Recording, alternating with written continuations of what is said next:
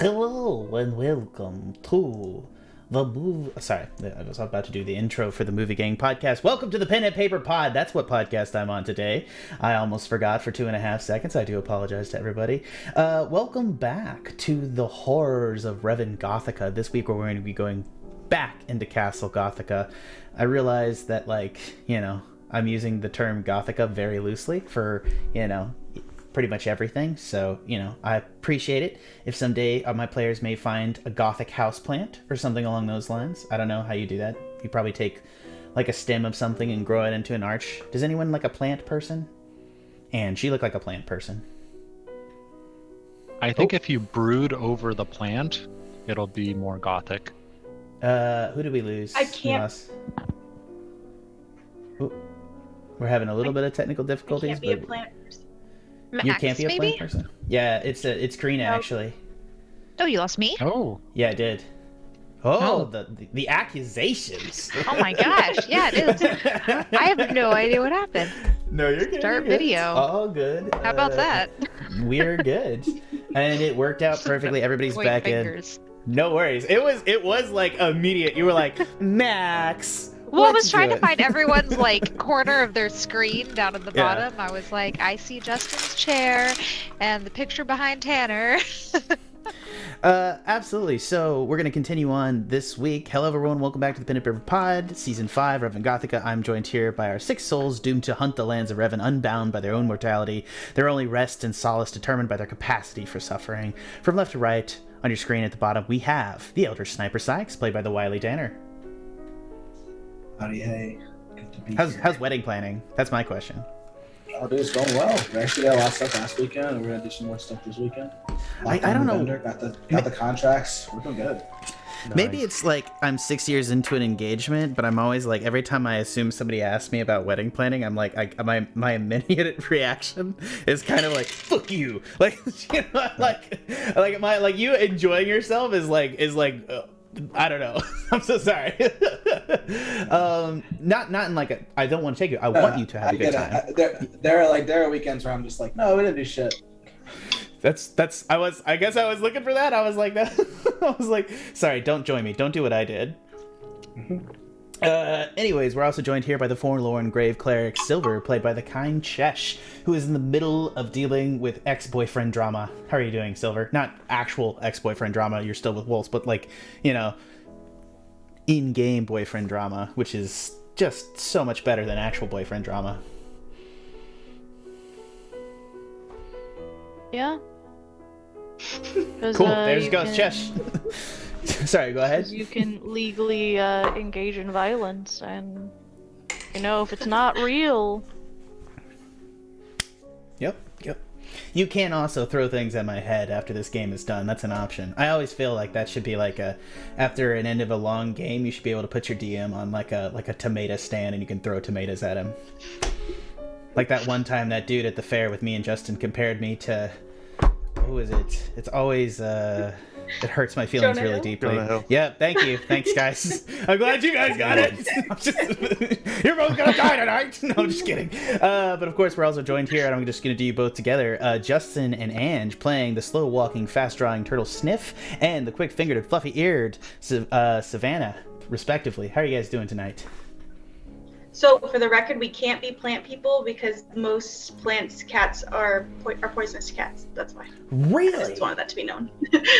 I would be a plant person. You're right. I do give off plant person vibes. That is a deeply interesting factoid, and one thing that I didn't know is that, what is it? Poinsettias, like the Christmas plant, they're poisonous to dogs. Yeah, they're super Don't ask Crazy. me how we found that out. poisonous to children too, I think. Sago Yeah. palms are terrible for dogs. Yeah, Yeah. and chocolate, Anyways. which it just feels cruel. Yeah, that's okay. How is God gonna be mean to dogs like that? Like he's making dogs. It's like, I'm gonna make a companion that's loving and perfect, and then I'm not gonna let him have chocolate because fuck them. Like that, I'm sorry. So, don't take me to church. Anyways, our last two companions, and I don't know why I'm doing is, Sikes and Silver separate, but I should do it one by one by one. That way we can do 3 intros, and this can be longer because it's already way too long of an intro. Welcome to the Ancient and Crotchety Life Cleric, played by the chaotic Karina, and the Werewolf Alpha, played by the Murderous Max.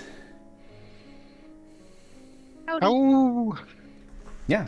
Have you guys just come from actual dog training? Yes. Oh yeah. Perfect. Yeah.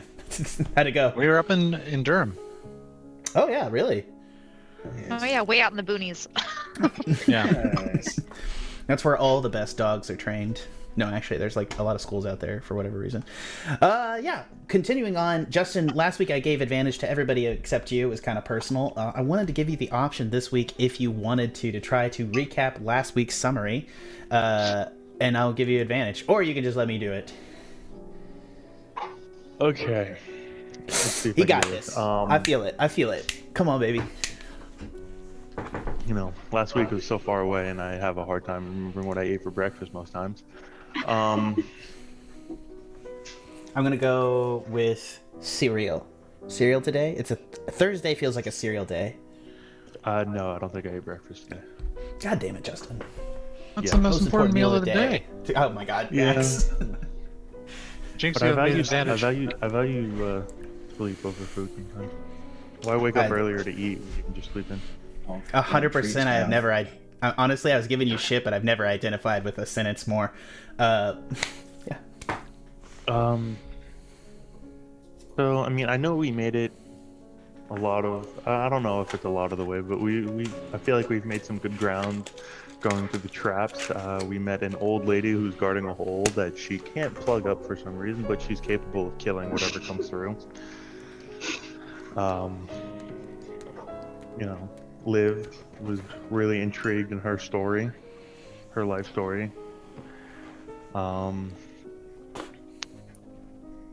Yeah, no, it's all. I'm running blank on this. Did one. we save some children?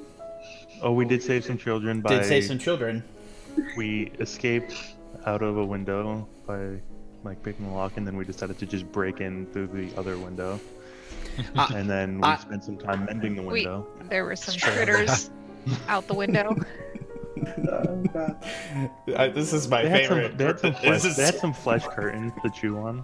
Oh my God! Please.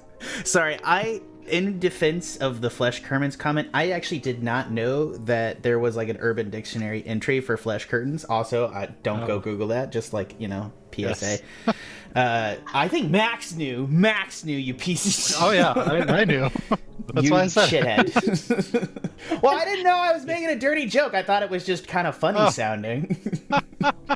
Yeah, those You know me. penguins gobbled up those flesh curtains. I hate you so much. Oh, wow. I'm gonna go ahead, Justin. Totally if you just promise. Googled it. Yeah. Yo, don't. Please, to all our viewers, don't Google flesh curtains, just for me. Yeah. So you can see the cast of characters here. We got starting at the top. We have Paxley, Queen Nala, of course our vampire lord Count Ezra, Alora, the children that are trapped, and then we have Raven, and of course Paladin Saul, Lottie, and the butler, and then we also have the three-headed silver dragon, which is the unfortunate the creature that is guarding, and then of course we have War Sister Bertha. I don't need to describe all that, but my point to you, Justin, is if you agree to never tell Kody that I smoked a cigar inside in the middle of the PPP, I will give you advantage. Agreed.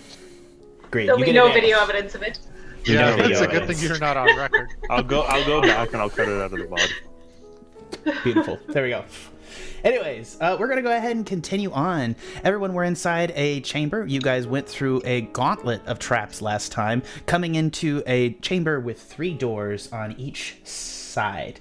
The chamber in the center has a large window pointing into another chamber that is filled with blood. And what appears to... You can't see through the blood. Because it's blood and it's viscous and it's gross, right?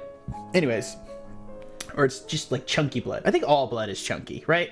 Or unless it's plasma, then it's thin. Anyways, yeah. So you see on the far wall, you see a window looking into this blood. Chunky. How much do you want me to hurt myself here, Silver? I mean, Sorry, I'm just curious how blood can be chunky. It can be viscous, but I think- not I chunky think that's what unless I there's mean. like coagulation. There's body parts in it. That can be chunky. That's chunky. Yeah. Maybe blood jello? Let's Vampire think like, salsa. Oh, that's good actually. Yeah, I would say, yeah, I think viscous is probably a better descriptor. I think it really, it sticks to the glass. You actually, so like if you actually see like they actually have this thing where they actually like will do combination stuff where I've been in an OR and they have like blood, like a recombinant blood where it like, like I forget what the machine is called, but you take it out of the heart and you actually run it through a machine that cleans it and pushes it back in, and you can see almost all of a person. It doesn't all come out at once. You obviously use bags, but there's more blood in circulation than it is in a human body, so you'll see a vat of blood. And let me tell you, you cannot see through it. It is opaque. How about that? Better word, Joyce. And as you look through this window, you see that it's opaque. And then to the one side, you see that there is a large wheel, like you'd see on a submarine door or like on a battleship, essentially. And it's leading to a set of pipes running into an adjacent room. You also see on the far side that there is another door in the room. The two doors to this room, and again, there's only two doors. Ones that are, let me just go ahead, zoom in a touch here. One that is here and here are both heavy steel doors. And upon last time, we saw that there was some sort of wheel mechanism here that can be turned. Either of the doors are unlocked, they can be opened, but it appears to turn the wheel, you have to shut both doors.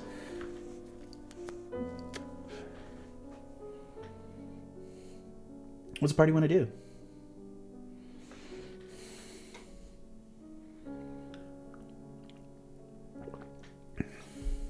Should we turn the wheel, see what happens? Yeah, let's try that. Okay. You shut. Go ahead. Jack, is this a window or like a door? That is a window. So think of it as like a steel porthole. So like Okay. it is, but it's like a very, very, very thick glass, like the type you see on like a boat, like that's underwater. Okay. Yeah. So yeah, you guys go ahead. Also, I just want to make this incredibly clear. It is not large enough for a medium creature to fit through. Yeah, that's fine. It. I did say it. So medium only. Okay. It's And then not large enough for a medium creature. the window, yes. Oh, the window. I thought you said the door. Sorry. Oh, the doors, yeah. You can get a large creature through that door. Okay. Yeah. So you guys are sitting there, you're staring off into it. If you close the door, you'll see the latch. You can actually see the mechanisms. If you want to try to figure out the mechanism that holds the door shut, you can make some sort of mechanical check if you guys would like to. Otherwise, you just shut the doors and spin the wheel. They shut the doors from the wheel. Yep. Okay. As you do it, immediately on the far side of the room, you see that there's these little vent ports. The room begins to fill with blood. And you see that it's actually blood from the necrocord that begins to slosh around your feet as the level begins to rise. What would you guys like to do? So do we just stand on top of that? You see at the top of the thing, well, you don't stand, I guess... Water walk? Yeah, that's still active. Yeah, I guess you do stand on top of it. Yeah, absolutely. Slowly filling the room. And you see the other room right here on the far side of the glass is draining. And you see that the other room is revealing there is a large steel door that is impossibly mechanically looking. And by that, I mean it looks right out of a steampunk, like a really, really, really good steampunk novel. And it is just, you see that the other room is draining while this one is filling up.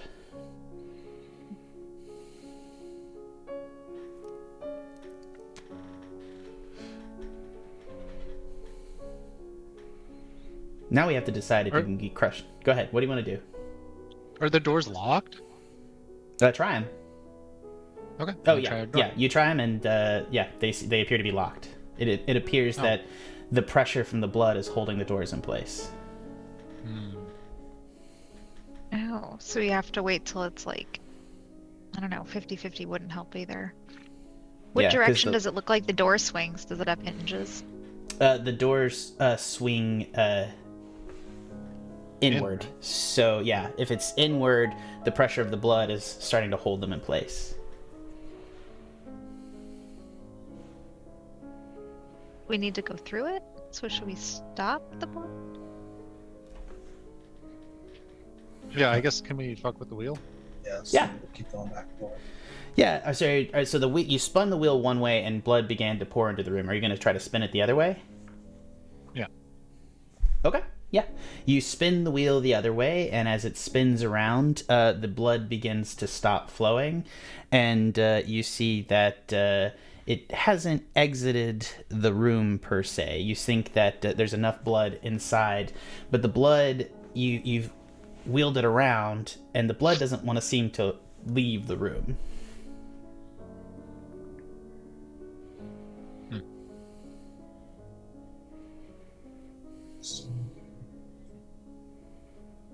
Can I investigate for any kind of drain that we could find? Absolutely. Go ahead. Go ahead and roll me an investigation. Not my strong suit. Oh, 18 though. These eyes are looking good today. Yeah, today. No, I'm just joking. Old. Liv is old. Not that I'm making fun of her. Well, I am.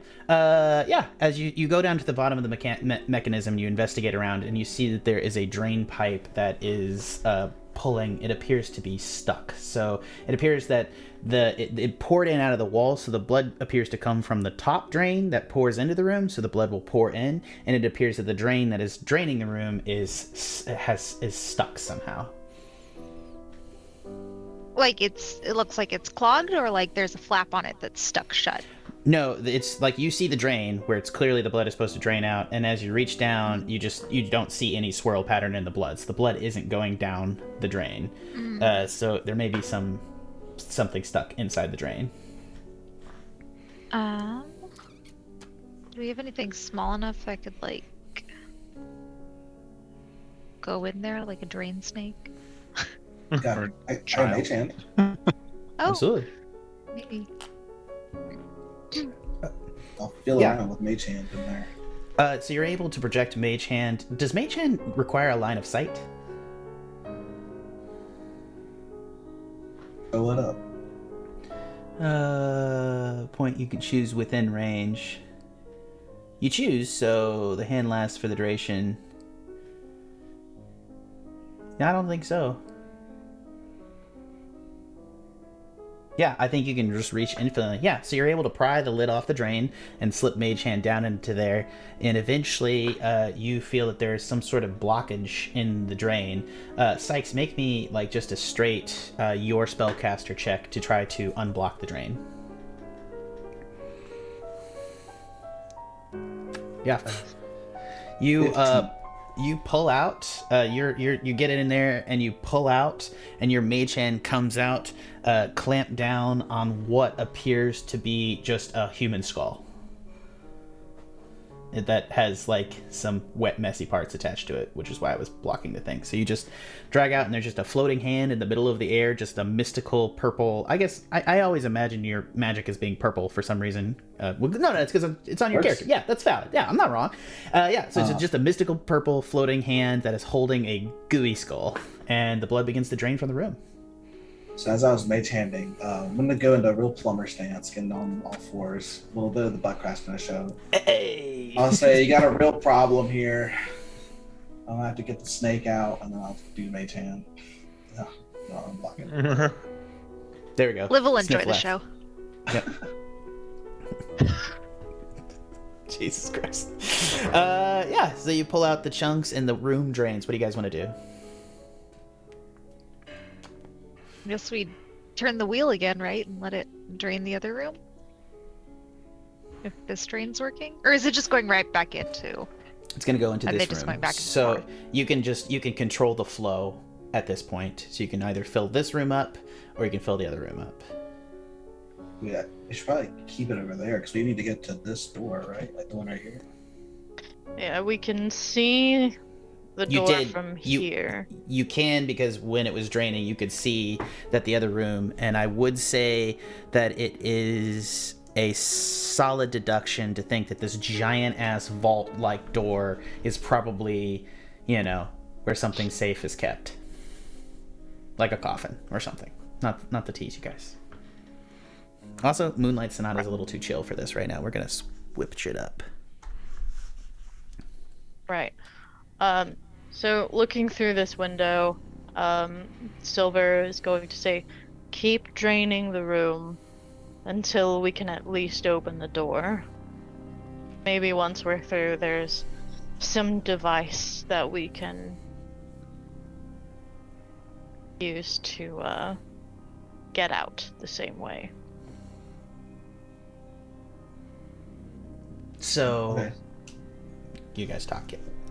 Well, let's turn the wheel and just flow it back to halfway and see how that goes up with the door. So it appears that while you can turn and direct the flow, it appears that the rooms want to stay equal. Like one of the rooms needs to be full of blood. It appears like it doesn't appear that you can just stop the flow and have half in one room and half in the other. Does that make sense? You can you absolutely can see the mechanisms of the pipes in this room though. So if you want to try to do something mechanical with the pipes to redirect the flow or try to break open one of the other doors so it all flows out, you absolutely can.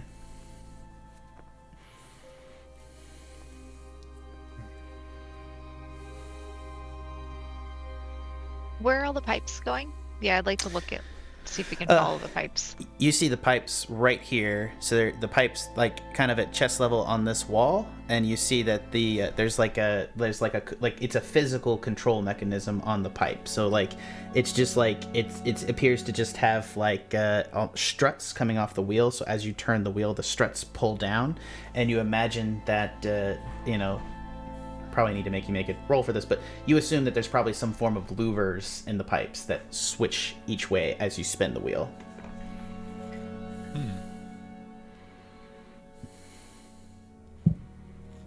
I'll give anyone advantage that that admits that they don't know what louver means, because I had to look it up. You do? Okay. I know what it means. I don't know. I said I don't. Cleverish. Oh yeah, take advantage. Good. I think you already had it, but it's all good. It's when you know like when John McClane is in the vents in Die Hard and you see those splits across that opens up like a vent. Like those little things that go across the vent are essentially louvers, the ones that move. Huh. And then does the art go in that or like Art? yeah, the louver. It's a Oh. luge. Luge. No, you're thinking of a Yeah.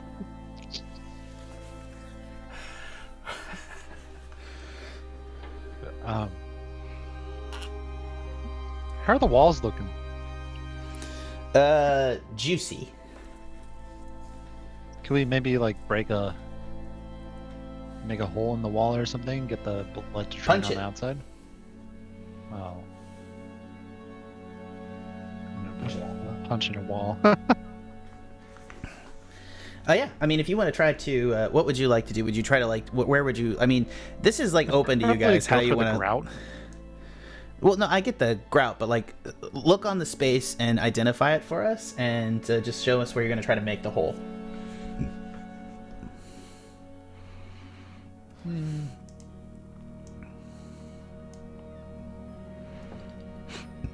Probably over here. Like right here, Yeah. against this wall right here. Yeah, I'll see if I can loosen a brick or something. Yeah, go ahead. Make me a strength check.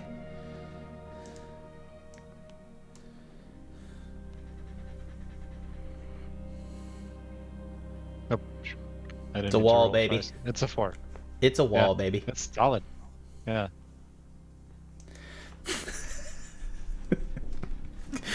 Trevor, how do you spell louver? Like, you know what I mean, right? Like a louver that moves like this, right? Like I'm not wrong. I looked it up. It's right in descriptions and I looked it up. I'm sorry. Jack, what is this door right here? Did we try this already? No, you have not opened that door at all. It's just been a door that's sitting there. You with the yeah, you can just open it. Oh, it's not locked? Oh. Not locked at all. Yeah. I'll open the door but not go in. Guys, yeah. what's in this room? Yeah, you look into a room and you see hold on. Let me just get reveal area. You see a massive bush in the middle of this room, and you see up into a tall ceiling directly under there's a trapdoor. Check for squirrels. Yeah, immediately. There's no squirrels. Good call. Good call. I'll let you say you rolled a nat 20 perception. There are no squirrels in the pile. Oh, okay. Can I reach into the pool of blood, or is it like sealed off? No, it's sealed off. I mean, you can reach in and touch the blood on this side that came out of the drain. Like, there's still a little bit of blood residue in the room after it filled up, right? So there's a little bit of sticky, viscous blood all over all the surfaces now. And you also note that each of you, like, you're all stepped in blood, so you're going to have maybe bloody footprint. Actually, no, water walk, I think, prevents that, right? I don't know. Yep. Yes, it does. Cool. We'll just take that interpretation. Right. What do you guys want to do? I'm gonna take an apple and like out of my pack. I'm gonna sit it on the floor and see if it like rolls to see if there's a slant in the floor. Yeah, it rolls back towards the drain. Okay, but what about like tree? Would it?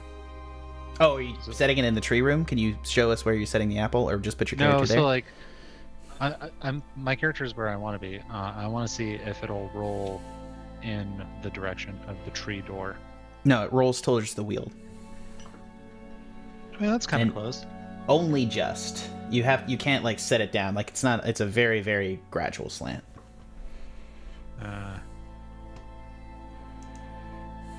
How many holes for the drain? For the drain? I mean, you poked it out, so it's literally just a hole about that big.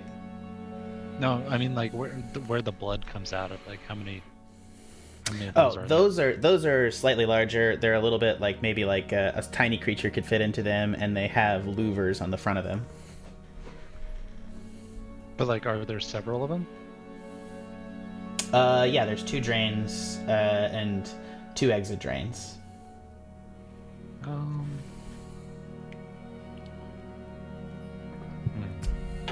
Okay. This is not... Sorry, I apologize. I think that you guys are just getting a little bit confused by the room, so I'm just going to step in here a little bit here. There's a lot of pipes and mechanisms. You can attempt to make mechanical checks to try to direct the blood to other rooms if you would like. You can try to mess with the pipes. You can try to pick a room, and a series of rolls would allow you to do that. So you can direct the blood out of there into a different room. Yeah. What would you guys like to do? You could also try to direct the blood into this room and then just try to mess with the mechanism to make sure the doors stay open. How would you guys like to proceed? You can I'm also gonna just move try on. to funnel the. Sorry. I'm gonna try to funnel the blood into the tree room. That's what I was Okay. thinking. All right, All so right. first, let's go ahead and start this. First off, make me an investigation check to try to find the pipes necessary for direction.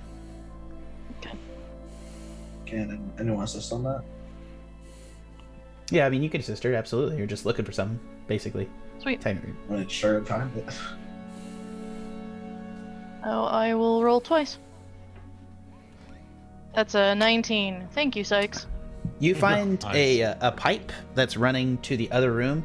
You think that you might be able to rip out some of the other pipes and put the pipes into... I mean, there's several ways to do... However you guys want to do this. But you think that... Sorry, let's just direct it through. This is a little too open. You think that you can take the pipes and put them to the blood ports and it'll run out. So you just have to try to... Essentially, if you have some tools or anything along those lines that you can use to rip out some of the other piping and pipe it into the other tree room, you can do that.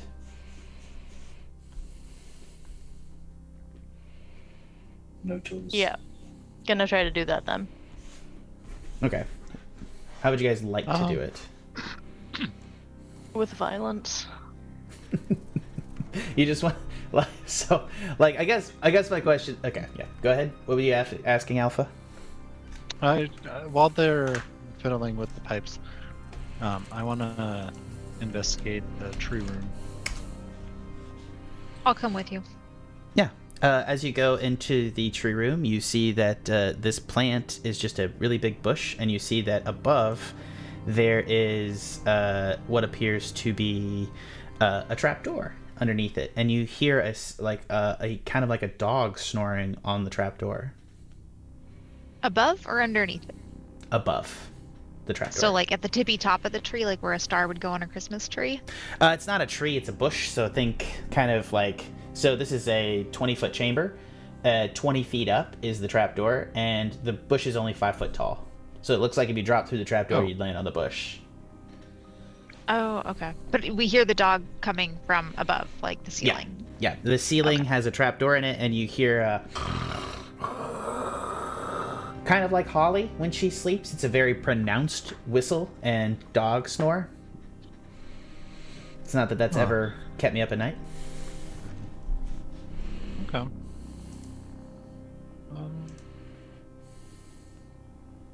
Yeah, I guess I'll just wait for them to tinker with the pipes. I don't know what to do. Okay. Definitely don't want to wake anything up. Yeah, if it's sleeping, let sleeping dogs lie. So let's go through this then. Does anyone have tools, and how do you want to cut the pipes?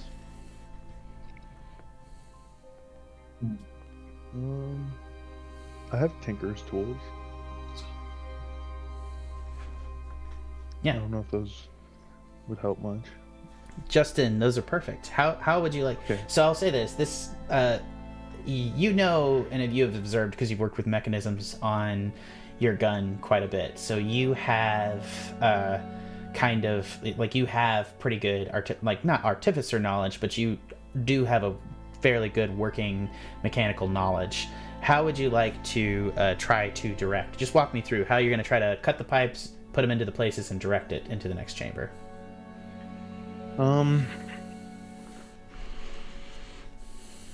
Let's see. I guess I would, like, are there extra pipes, or am I just moving existing pipes? You can move existing pipes.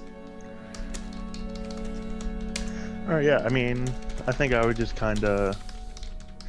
Like, I don't know exactly what Tinker tools would entail, but... Like, I don't know how I would cut the pipes. You think you can just probably, anything sharp, so you could use your weapons or anything to cut them. Okay, yeah, so I would just, like, start hacking away at some pipes, stuffing... Yeah.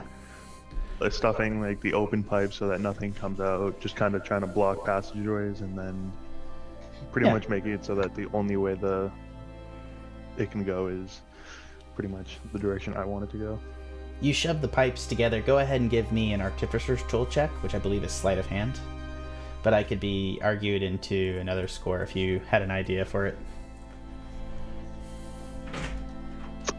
Are you smoking Yeah, a no, cigar that's, in the house? No, I'm not. It's gonna be... Candle is gonna find that you're smoking a cigar in the house. Let's check this out.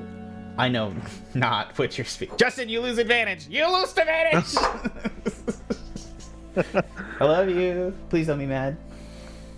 Baby, I love you. can I get a kiss? I love you. Can. Yeah, okay.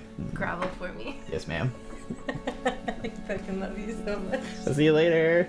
I love you. You're the best. I know. Did you put me on stream and you watched? Yeah. How'd you know? I haven't smoked. I have a fucking nose, Jack. It's fair. It's fair. It's fair. How are they gonna know? How are they gonna know? Fuck me. Yeah, please continue, Justin. I'm so sorry. Oh, whoopsie, wrong one. Okay. So yeah, sleight of hand. That is a 17. Oh, shit. Yeah, with the 17 proficiency, you do that. Do you spin the wheel? Yeah. I just like You're kind of do it and then confidently just walk up to the wheel and just like slap it to make it spin.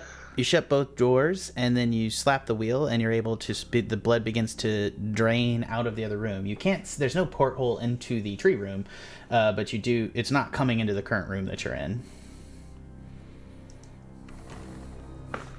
Oh yeah. I think we did it. Yeah, it appears that the other room is drained, and now you see into the other room that there is a massive vault-like door in that room. What do you guys want to do? I think this window can't fit a small or medium creature. You said this before, I guess. Only a small, just not a medium. There's no other way to that room either. You see that there is a door to the other this side of the room. There's a door here. Why is my clicker not working? Hold on. There's a door here that is obviously just like a regular door versus this is a vault door, even though I use the same graphic for both doors. Gotcha.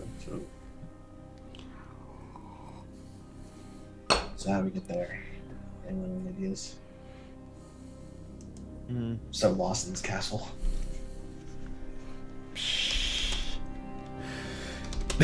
Did Trevor just say I was Twitch faking it?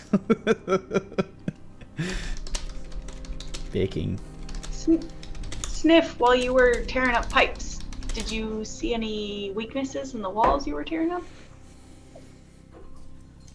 I mean, no, I was looking at the pipes. Working with pipes, you've got to really be focused on the pipe.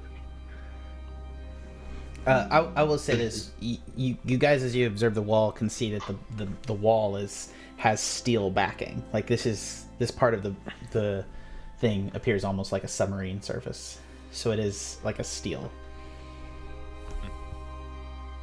Even over by the wheel? Yes. There's no. Okay. You could probably try to. Yeah, no, it's just a kind of a steel wall with very small holes. Like a medium or small creatures or tiny could fit through those holes. But yeah, no, not through the window. I'm afraid we might have to wake our furry companion. It's true. I don't see. Well, we just drained all the blood into that room. I wouldn't open that door. Yeah.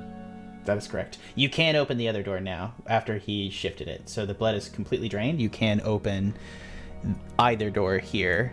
Obviously, this door is... Oh, it's all that's holding back a tidal wave of blood. Yeah.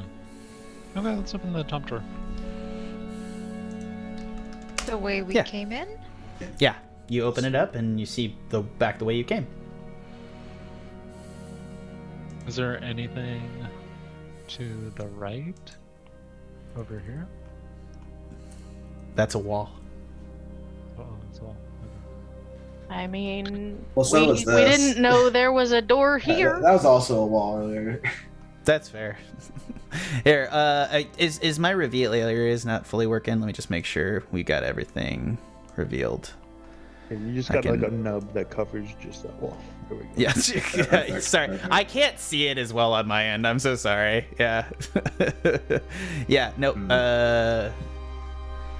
Yeah. It's just a wall running all the way back, so you guys may have to backtrack, unless you want to flood the room again. If we flood the room again, it will drain because the drain's unclogged. So it won't be the end of the world. Hey, you magic people, do you think a fireball could blow up the wall? It might, but it also might backlash on all of us in here. I mean, we get to the other side of the door and I just kind of flick a pebble at the wall. Anything's worth a try once, you know. In preparation for that, Sikes is leaving this corner over here. Okay. Yeah. So you guys are gonna try to blow up the wall.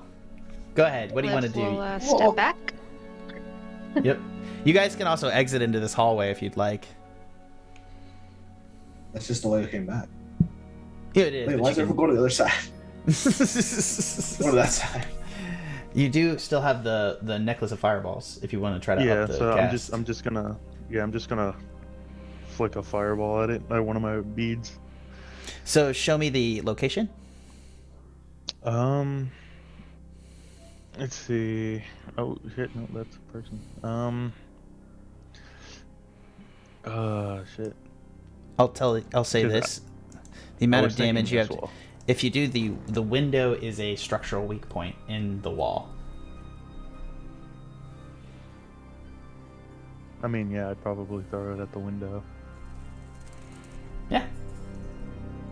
Okay. Different Roll places. me now. fireball damage. Are we Are we allowed to going get in the hallway before you chuck it at the window where we're all around it? No, I'll stay with you. Brave. Maybe we should cast guidance. I'll touch your shell. Let's go. No. No.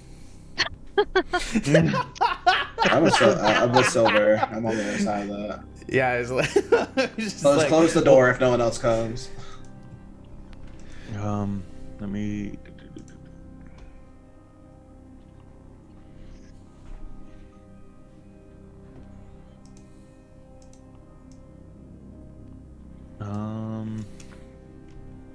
So what can be detonated at a 3rd level fireball? And I think you have several beads, so you can upcast if you want to use it all. I have 8 beads. You could put 8 beads on it, and then you could also knock it too to do just up that damage. Yeah, I'm not trying to die again unless necessary. Okay.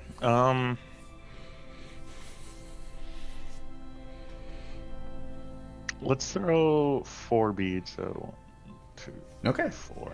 So that makes fourth, it 7th level. yeah, 7th level fireball at the wall. Okay. Do I need to hit? I mean, it would have to make a dex save, it's a and wall. It's a wall, so it doesn't Okay. fails automatically. So go ahead, roll damage. 7th level fireball.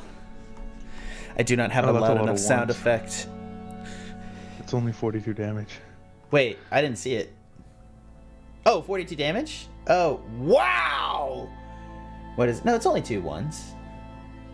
No, it looked like it was a lot more than. That's not too bad. Yeah. So let me just find this real quick, because I can't find my fucking sound effect. Because obviously we need... Alright, the wall explodes, and you guys are inside a still box as this wall breaks open. It blows out into the other room. I'm going to say that Sniff, Liv, and Alpha, your hearing is momentarily affected for the next 5 minutes as you guys are just like, it's like somebody put a helmet on your head and rang it real hard with a hammer. It is loud as he throws the 4 beads and explodes the wall. And you now have a route into the other chamber.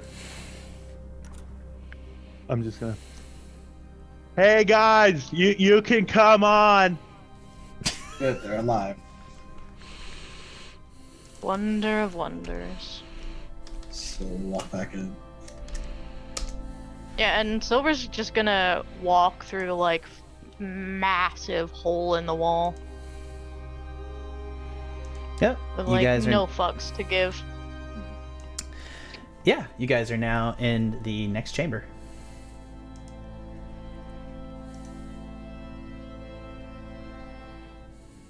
I'll pat Sniff on the back. Good job. Thank you. So these are like vault doors, so I'm gonna try to open these down here. Gotcha. Right, that's what you said? Top Yeah, doors so are vault doors? These are vault doors here, and so these are just regular doors here. Which do you want to open? These down here. Oh, yeah. Sorry. I can't... Why was it not showing me? Anyways. Yeah, you're opening from the inside. You think there's a lock on the outside. There's another door here. Oh, Jesus. And then you see there's a large, like the pipes feeding in around here. But it just appears to be a hallway leading to this. And there's this massive mechanical monstrosity of a door right here.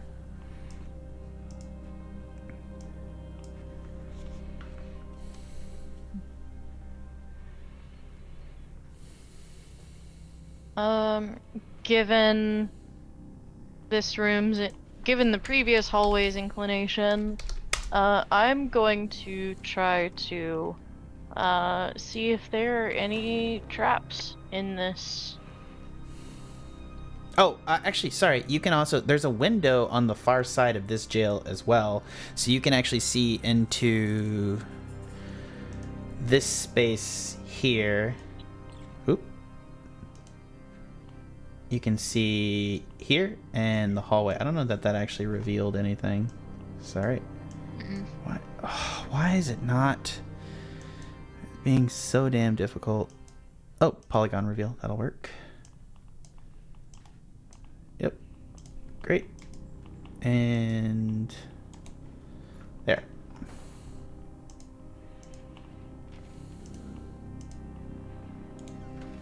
Yep, you can see that there is, in this next chamber, there's like a grate on the ground and a massive rolling ball that's held back by some sort of tripwire trap.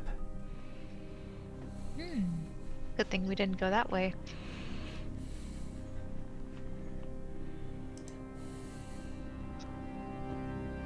What you guys want to just do? trigger the trap. Trigger the trap. Oh yeah, you wanted to roll for traps. You wanted to roll for traps. Inside of the this hallway? room. Oh, in the hallway. No traps in the hallway. I'll let you get by without it.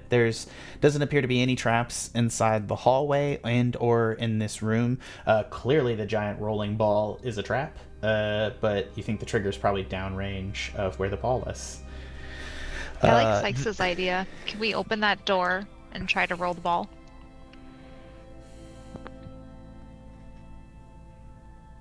Just describe to me how you're going to do it. Well, is this door openable? I guess that's the first question. This one here is openable. It's locked on the far side. So the lock was here, and this door, the lock is here as well. So you can open them from the inside going the other way, and you're able to proceed down to here. You're able to open this door up. You see the door is locked on the far side, and you see straps. You think you could probably cut the straps fairly easily, and the ball would roll downstream. This is just a window then? That's just a window, yes. Oh, just like the one okay. on the far side of the chamber. I'm gonna nudge Sikes for his mage hand again. You got it. I'll do the I'll mage hand you my spear. Nice. The mage hand will hold it. Just slowly solve the thing. Yeah, just how do we do this? Yeah, you're able to push outside the chamber, cup the straps, and the ball will begin to roll down screen. As it rolls down, you hear a bunch of kobolds down the hall begin to scream as it goes.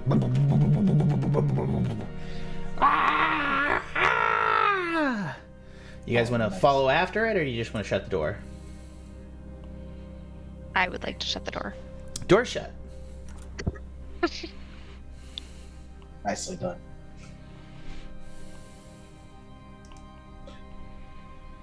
What is this over here? That's just a the giant green box pipe. in the corner. That's a pot Oh. pipe feeding the Got other it. chamber. Got it. Part of the puzzle you bypassed.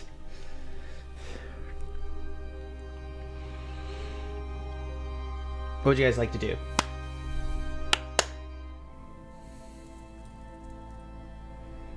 Savannah, you want to try to pick the lock? So, as you approach this giant mechanical door, you can see that it has multiple levels of things. It has, in the center, a large round hole in which a key goes, but you have to reach your hand into a hole to put this key in. Savannah, as you approach it, just from the outside of it, you see that this is the single most complicated lock you have ever seen. And you also see that it has two parts. It appears that there are 3 parts on it. There is a central area that takes a key, and then to one side there's like some sort of mechanism with a needle on it, and then on the other there's like a riddle written out.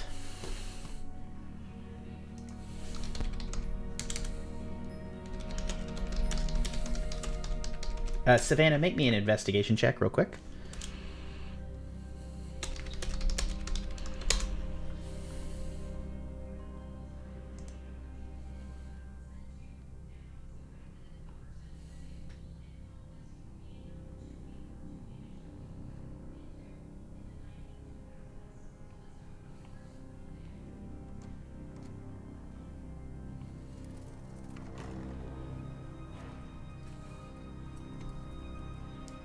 I don't hear you, Savannah. I'm sorry.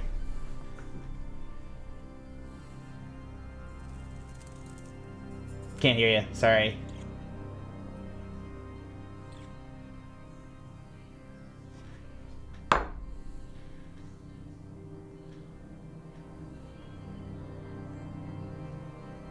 Hello?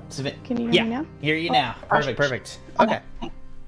Make a Sorry. quick investigation for you. No worries. Gotcha.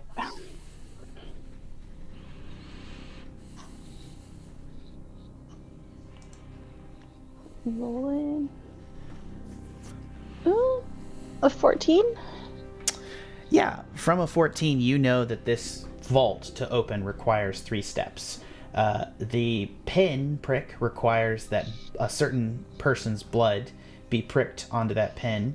The riddle must be solved, and then a key must be inserted into the lock to open this door.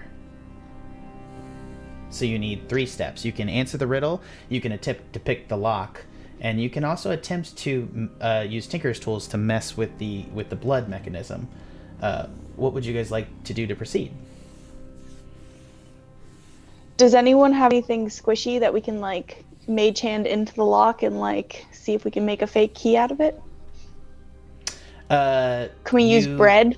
With your 14 Bread investigation roll, no, immediately that is not how that is going to work. You're going to have to reach into the hole with your hands and pick. You can also see that the hole has teeth on the outside of it. So if you fail the lockpick, it's going to bite your hands off. I figured. We can't. Can I teach the mage hand how to pick locks? Can I coach it? There is a very specific rogue ability, so I'm not going to allow that. Okay. I'm very sorry. You can attempt to do it. You can absolutely ahead of it, maybe. Actually, sorry. Let me actually say this. You can totally attempt to guide a mage hand, but you can only take one, and it takes 2 hands to pick a lock. So you could probably have 2 people cast mage hand and try to do it. You do also know if you give the tools, your Tinker's tools to the mage hands, and you fail, because it's going to go off the magic saves of the people involved, and it may not be with like Tinker's tools effect and advantage because they're not going to have it save on it. You can attempt to assist them. If the hole shuts, you'll lose your Tinker's tools, or not your Tinker's tools, your thieves' tools. Gotcha. All right, let's see. Can we see the riddle? That's step 1, ma'am. I think. Yeah. Deep crimson I can be, or dark and grisly red, and you will see that without me, you'll be completely dead. Blood. Yeah, Is it that easy? It's that easy. It clicks. This is the easy part of the door. Now you need a drop of someone's of a specific person's blood, and you need or a key or to pick the lock. We need to Sniff, go Venus hunting. or can Sniff Tinker tools that you said? Try and fake the blood mechanism? You can attempt to use Tinker's tools on the blood mechanism. Can you feel confident, prick Sniff? his finger and use his blood for this? Go ahead. I like that. Yeah, I just do it. Yes. Unless there's like a check involved. Nothing happens. See if you prick yourself if it hurts. I'm just kidding. Aw, that would have been so cool. You would have really known he was obsessed with you then. Do you want to try Sniff? Yeah, I'm down. Alright, tinker that bitch. Yep, go ahead and roll a Tinker's Tools check. And I'm gonna just prep you, it'd be incredibly difficult.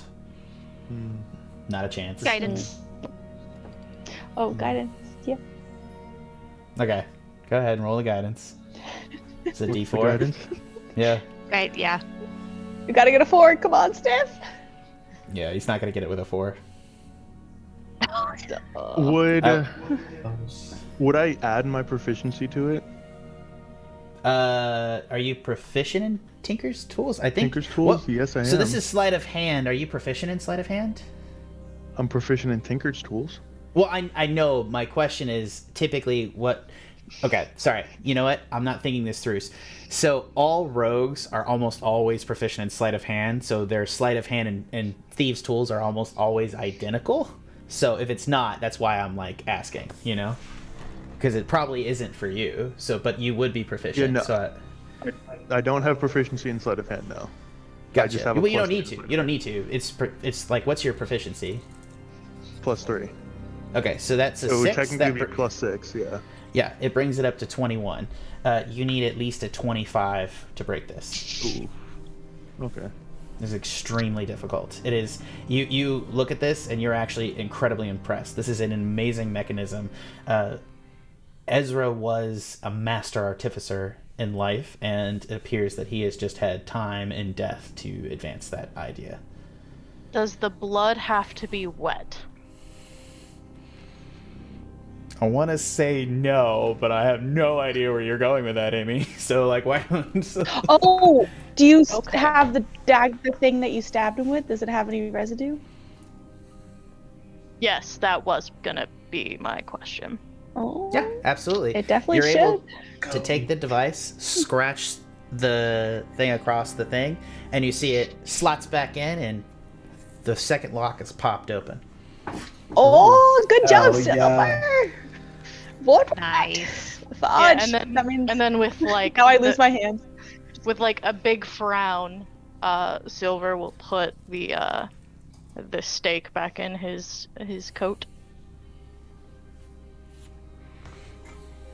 Okay, so the last one is the lock pick. My track record is the best. If the mage hands lose the tinker's tools, we could get more tools. But if I lose my hands, I can't really regrow my hands. Does it look So, like I can like do people mess want to with try the- cast for it? Does it look like I can mess with the mechanism that would cause the jaws to close?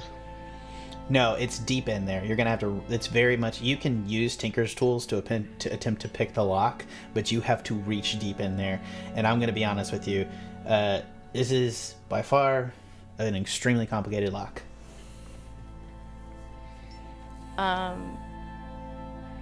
However, if I cast light on Savannah's lockpick, can she get advantage? And if I give her guidance on top of that?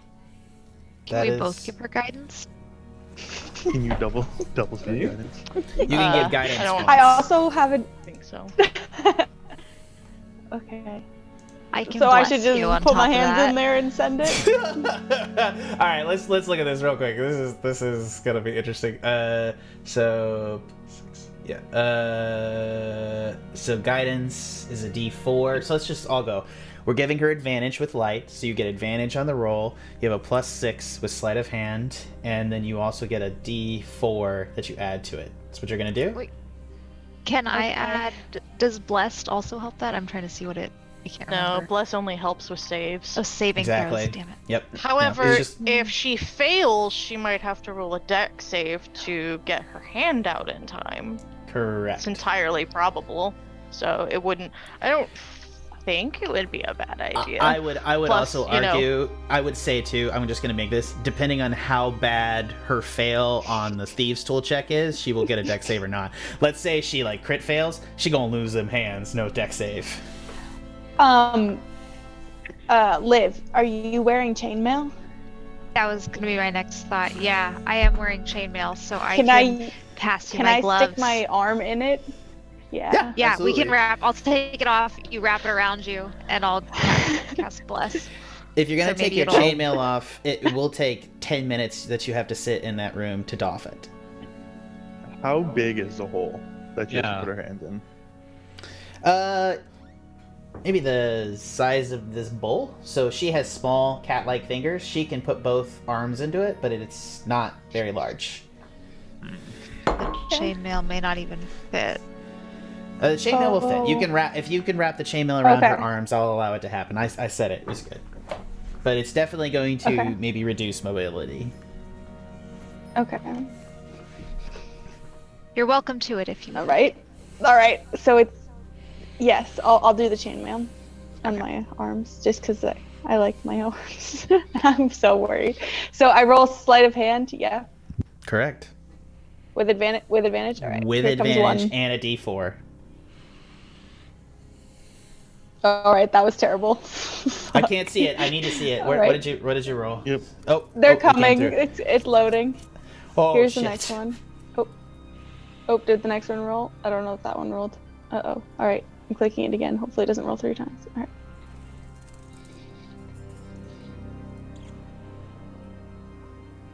Okay, that's Oh, much there we better. go. Yeah. And then plus a D4. Yes. I don't know if I need it, but we'll roll it. I mean, Might as minimum well. you need is You 25. need a- So well, I did not say that, Chesh. Do not do that. Might Oh, as I rolled a well. 4. 26. Let's go. The lock 28, pops. but okay. 28. 28. Oh, yeah. I can't do math. Whoa!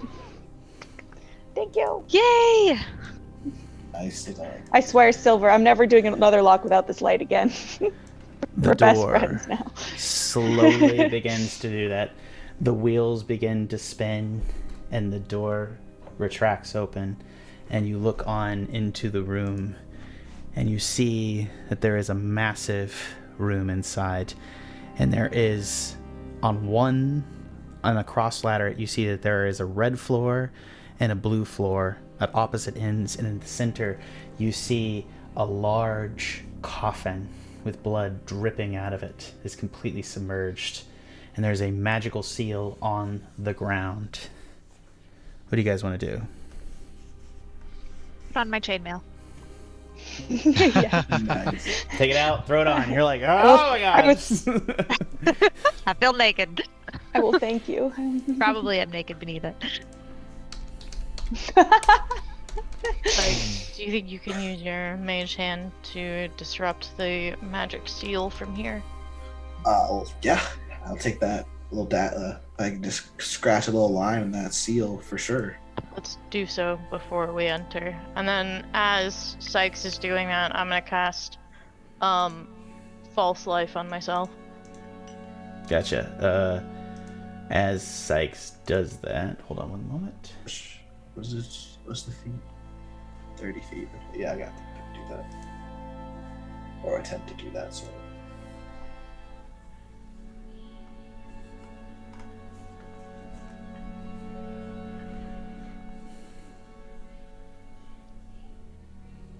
Okay. As you move in, you try to scratch it away, but you realize that it's not a seal. It's actually an indent in the floor. So the whole seal itself, you would think that there may be, this is like, you look up in the ceiling and you see there's literally blood in the floor above that's dripping. So it's actually physically raining blood into the red floors in the chamber. You see that this is like, they're just grooves that are filled with blood that make up the magic seal. So as you attempt to scratch it off with Mage Hand, nothing happens, but you didn't necessarily break the seal either. This is the Necrocore. What's the floor made out of? The floor is made out of, I want to say, not concrete, but stone. Would it be enough to be affected by the spell Mold Earth?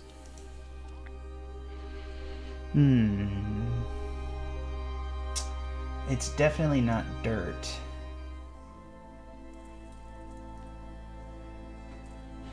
I'm only saying this because the first part says a person with dirt or stone. So it kind of refers to stone, but I'll let you decide. No, you're right. I'm good with it. Yeah, you can mold earth. And what's the range, though? 30 feet? So yeah, you're well within the range of the lead edge. I'll close up those seals.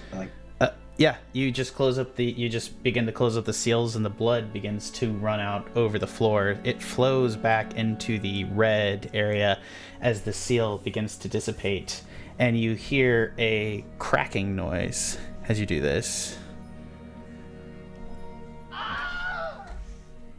Like a scream that echoes out through the chamber as the blood begins to flow away from the coffin. You see the coffin begins to stir. Some sort of magical spell has been broken. What would you guys like to do? Well, with the seal, I guess we should break the thing now. I mean, just to double sure, or should we just leave it? Break it. Break it. You're right, Alpha. Always. Gonna shoot it. Yeah. I'll just blast it. Yeah. The Eldritch Blast flies forward and knocks into the top of the coffin. As it hits it, the coffin begins to crack, and you see that the lid retracts. Blood begins to drain off, and you see that the coffin pops over, and rising from within the coffin it's like it's an oversized mechanical coffin, and inside you see it's entirely submerged in blood, and mist begins to smoke off the blood as it takes the form of Count Ezra, who stands above the bloody coffin, walking on it. Shoot again, shoot again. Oh. How? Did I'll duck away. I'm honestly kind of impressed. Did you kill Lottie to get the lock? Please. The lock? What lock? There was a lock? I mean, she was I don't This recall a wasn't- lock. This wasn't Yeah, particularly... we just walked right in. Did you? Oh, well, I should have expected nothing less from you. Yes. Well, welcome to my inner sanctum. a little musty. You got some scratches on your floor. Yeah. Could do with a mop. I've been to Farrington. This is palatial compared to where you live. Let's be honest. It's not about not the things you got, but the people that got with you. Changing your tune so fast, Sikes. Honestly. Mm-hmm. I honestly didn't intend for you to come here. You've backed me into a corner farther than I thought. Is this really what you want to do? You invited us. Yeah, and your butler told us. And your how butler to told get me here. where the restroom was. Just He told us looking how to for get the here. bathroom. He literally Did told he? us to look for this place. Did you want this, Ezra? I think my butler there may two have. Ezras? I mean, he said that you said to come find this place. Right? So what's up? And there was it wasn't even a lock. I'll give you one chance now. Close this chamber and back up, and head back upstairs, and do the proper game. Because I would hate to have to end you all here and send you back up to the church to re-explore my castle. I mean, how much can it change? It's already unlocked. Right there. We could just walk right back down here. Yes, you could. I could, of course, move my coffin somewhere else, but that's another day's discussion. Looks pretty heavy. Leave. Silver, Get him. how did you get my blood? That doesn't matter. You made this personal. And as I walk in the room, I would like to cast Spirit Guardians at 4th Alright. level. Everybody roll initiative. Oh yeah, I mean, if she's walking by, I'm I'm walking prepared in for with my her. 3. Yeah. Oh, No, yeah. I mean, everybody's walking in. my God, it's Bonjamin a 3. vengeance. Oh my god. Okay. Oh my god. Sorry. Okay. Hold on one second. I apologize. Fuck Give me. 2. Oh wow. He rolled a 24. Ugh, you beat me by 1. Show you off. bastard. 15. So Liv has a 3, Savannah has a 17, Tanner has a 19 for Sikes. Sniff has I don't see Sniff. Oh no, Sniff has a 23. Well done, Sniff. Fast drawing, let's go. And then of course Silver has Chesh. Silver has a 13. All right, and that's the initiative order, which is going to start with him, just one before Sniff, and we're going to take a Can I quick break use here before we go inspiration ahead. Yeah, to absolutely, re-roll? of course. Yeah, re-roll with inspiration. Maybe my 4 will be better. Oh, it's 20. For the- Oh, fuck yeah. Look at all. Oh, I'm up fuck with you yes, guys. better. Yeah, Let's go. Yeah, nice. Let's go, Grandma. Yeah. Moving quick. Wait, who else got a 3? Okay, thank you. No, that was Just me. Just me. What was Alpha's? 15? 15. Why does yours say 3? No, whatever. Yeah, you're all good. We're going to go ahead and take a quick break here, and we're going to come back in just a moment to go ahead and begin this fight that I did not expect to happen tonight. From all of you here at the Pen and Paper Pod, thank you for listening. The time is now 9:49. We will be back. It'll be 55, so we will be back at that's 12 minutes, so we will be back at 10 o'clock exactly. Thank you for listening, and let's rapidly get ready for the culmination of the Castle Gothica. From all of us here at the Pen and Paper Pod, thank you for listening. We'll be back in roughly 12 minutes.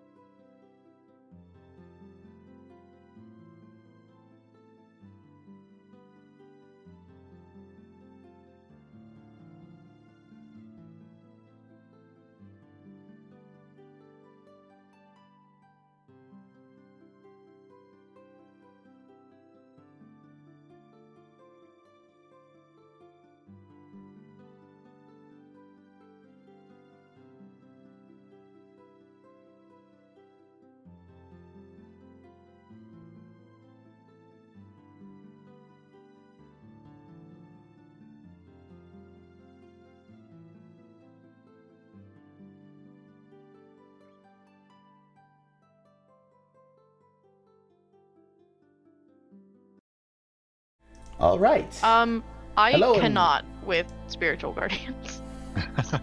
I cannot do that. That's not an option for me. Okay. So, hello and welcome back to the Pen and Paper Pod. It is now 10:02. I apologize that I am always a liar about our start time, and we are always a couple minutes behind. That is mostly my fault, and I do apologize. But welcome back, and hello. Welcome back, Sikes, Silver, Sniff, Savannah, Liv, and Alpha. You have just entered the chamber of the vampire, which I was not prepared for. Very excited for, though, because I gotta go and find my vampire miniature, which I did not have on hand. Whoops. Yeah. Oh my god. And we're going to come back to you guys.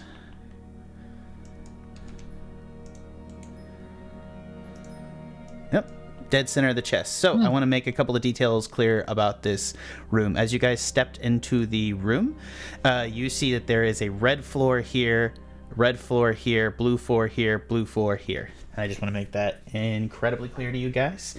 And also, I'd like to say that the central area looks to be, you guys dispersed the magical circle, but the coffin is still full of blood.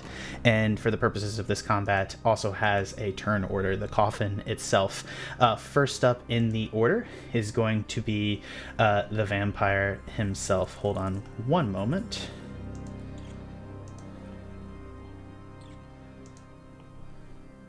Whoops. Oh, do not do this to me. Oh my god, no.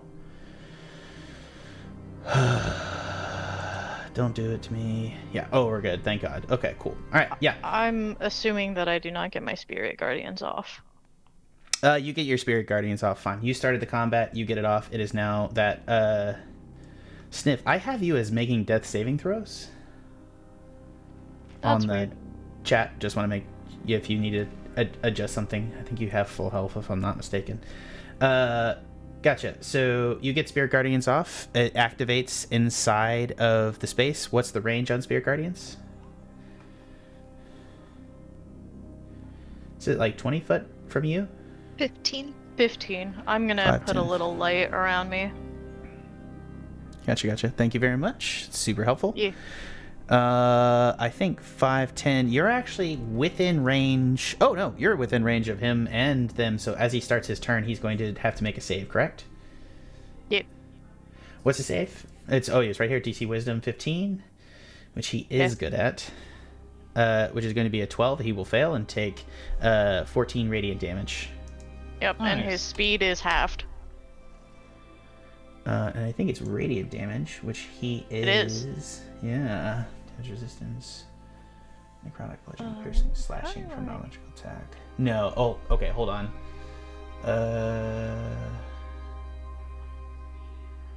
Necrotic bludgeoning, piercing, slashing. Yep. You will do. So you'll do actually 24 points of damage to him from the start. 20. Nice. Oh, 28. Sorry. Yep. Nice. I can do basic math. Listen. Come on. Okay. Yeah. So it is now the start of his turn. Yeah, his speed's halved. That is correct. So he is going to laugh as the spectral forms of... What are your spectral forms of your spirit guardians?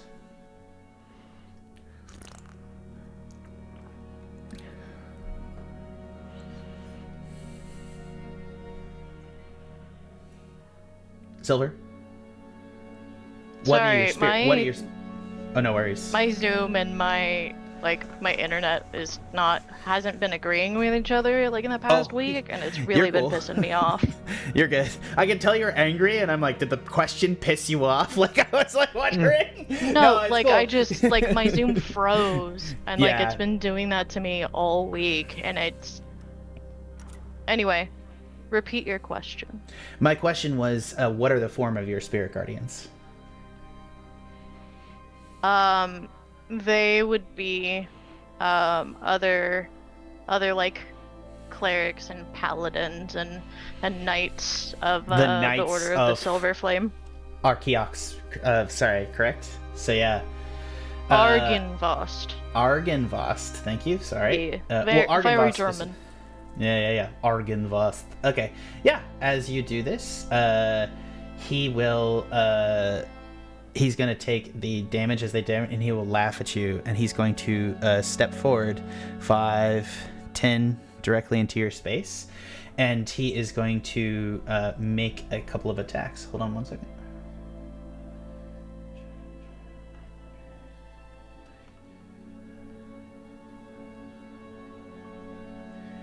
He is going to attempt to charm you.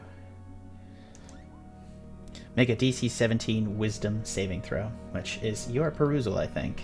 He's going to step into your face, Silver, and be like, and his eyes will glow dark red. Why? You didn't want to do this. I wanted you to be my king. I wanted you to live forever with me. You think you're the good guy here? You're just banishing the people of Grainhold to a murderous end. I'm the one that's saving them. Please, come with me.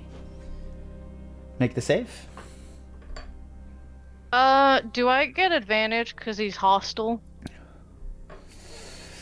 Target. Not this particular effect, no. Okay. Oh, hold on. Nope, not on this particular effect. It's not a charm spell, essentially. It's a ability. Okay.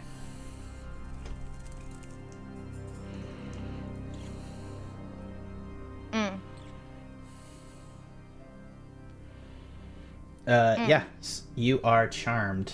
The charmed target regards him as Ezra as a trusted friend to be heeded and protected. The target, you're not under his control, but it takes you do take requests and actions in the most favorable way, and you will let him bite you, which he is now going to do, which he does not need to make the attack, so it doesn't matter. So if he attacks me, that should break the charm. It does not. Or at least I should get another. Okay. It right? does not. This is not how. This again. You're thinking this is a spell effect. This is a very specific part of a block, and as part of that, he can make 2 attacks. One of them can be charm, and one of them can be bite. So the bite does not trigger the charm effect. So let me just read it. Wisdom saving going against charmed. Yeah, but it literally specifies. Otherwise, the last 20, so the target isn't under his control, but it takes requests and actions in the most favorable way and lets him bite you. So it does specify that you will allow him to bite you. But upon damage, the target's, it's going to be 6 piercing damage. The target's hit point maximum is reduced by an amount equal, let's get a better battle music too.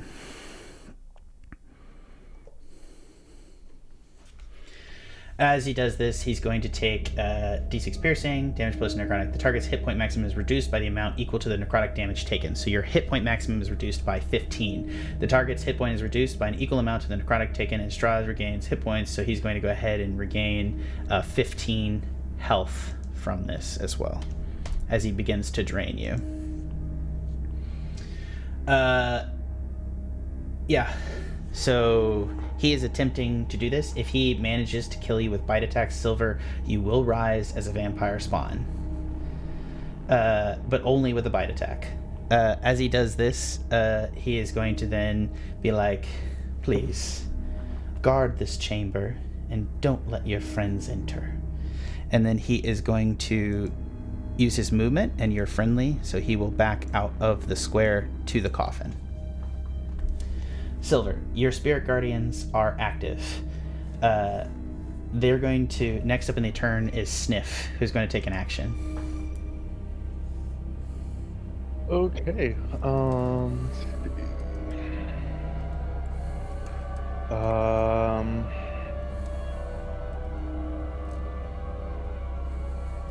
I guess. If you gently kick her for 1 damage, doesn't she get to try to break the charmed? Again, guys, you're reading off a script that this is not the same thing. This is like a CR value 17 vampire. It works a little bit differently.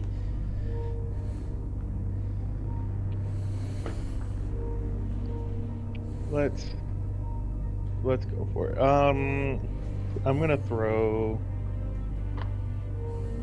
the remaining 4 beads at him. Oh shit. Okay. That will also attack the coffin as well. Yes. So he needs to make, where's my character? A DC 15 deck save.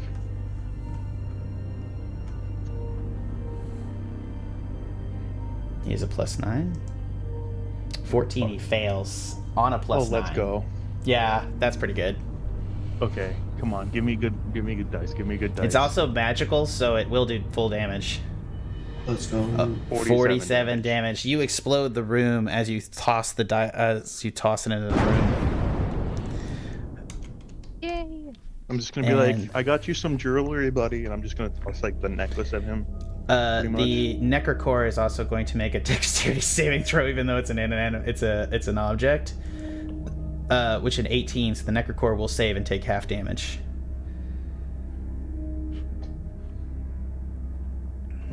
23? Yeah, 23. What is that? It's 23 damage to the Necrocore. Next up in the order is, or whatever you want to else do. You just threw the thing, so you got other actions here. What do you want to do, Sniff? I am going to shimmy over.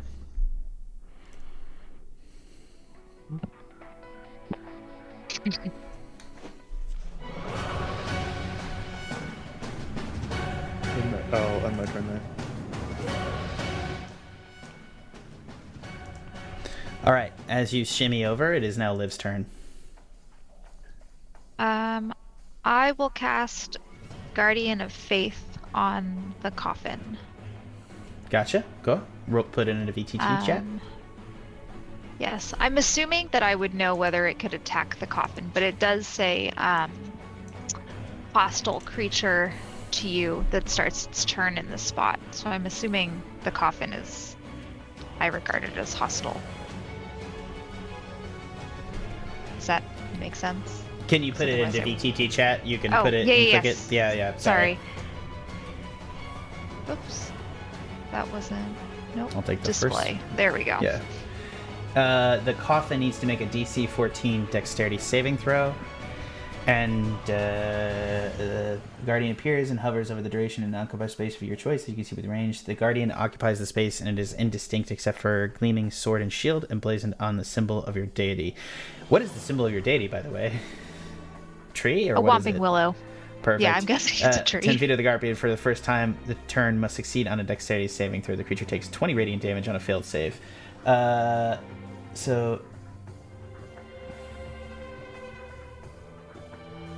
this will only take place on its turn, correct? Yeah. Yeah. The start of the. Okay. Bonus action. Movement. I think I am going to stay where I am at, but bonus action. I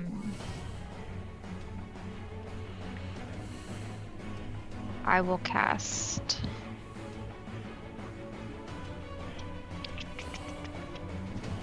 Healing word, I think.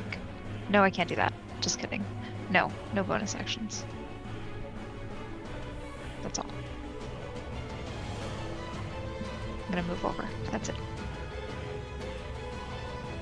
Perfect. Okay. Yeah. So you move over into the outside existing chamber. As your turn ends, he is going to take a legendary action and go 5, 10, 15, 20, 25. He's going to come right here into the center of you all with a legendary action as he takes one legendary action. Sikes, it is now your turn. Oof. I don't like that at all. So Sikes is gonna back up. I'll draw an up attack. He will. He will take it with an arm strike. He throws. You see the blood illuminates from inside his vest, forming a sword that he'll strike down at you. A literal blood blade as he attacks you for 21 to hit. Nice. 21 will hit. Make me a DC 18. Oh, hold on.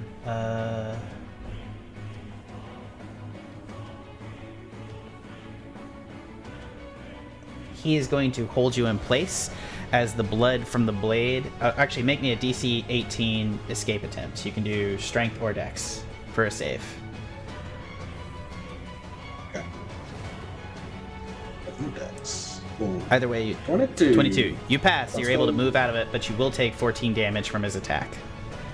And he has used his reaction. As you do this, what else do you want to do? So you use movement. You want to shoot him? I'll continue my other. That was only 5 feet of movement. That was, yeah. I'll That was an continue, and then intense I'll 5 just- feet. I'll just go back here for 1, 2, 3, 4, 20 feet, and then I'll just blast him. You know, great at that. Pew. Bang! Oh, 9 to hit. That's gonna hit, right? And then 13. Oh, that's to the hit. wrong. It's the wrong shot. 9 will not hit, and the 13 will not hit either. Darn it.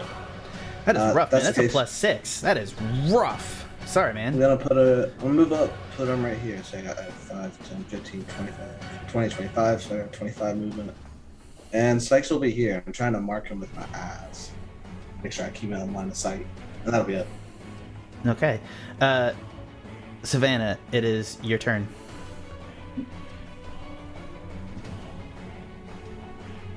All right. I don't know. Can you hear me? Okay, good. And then first, I see him through the doorway, You can see him through the doorway. Yeah, maybe. He's technically in the doorway, yeah. and then I'm going. Okay. And then I'm going to throw one of my psychic blades at him, which will be loading.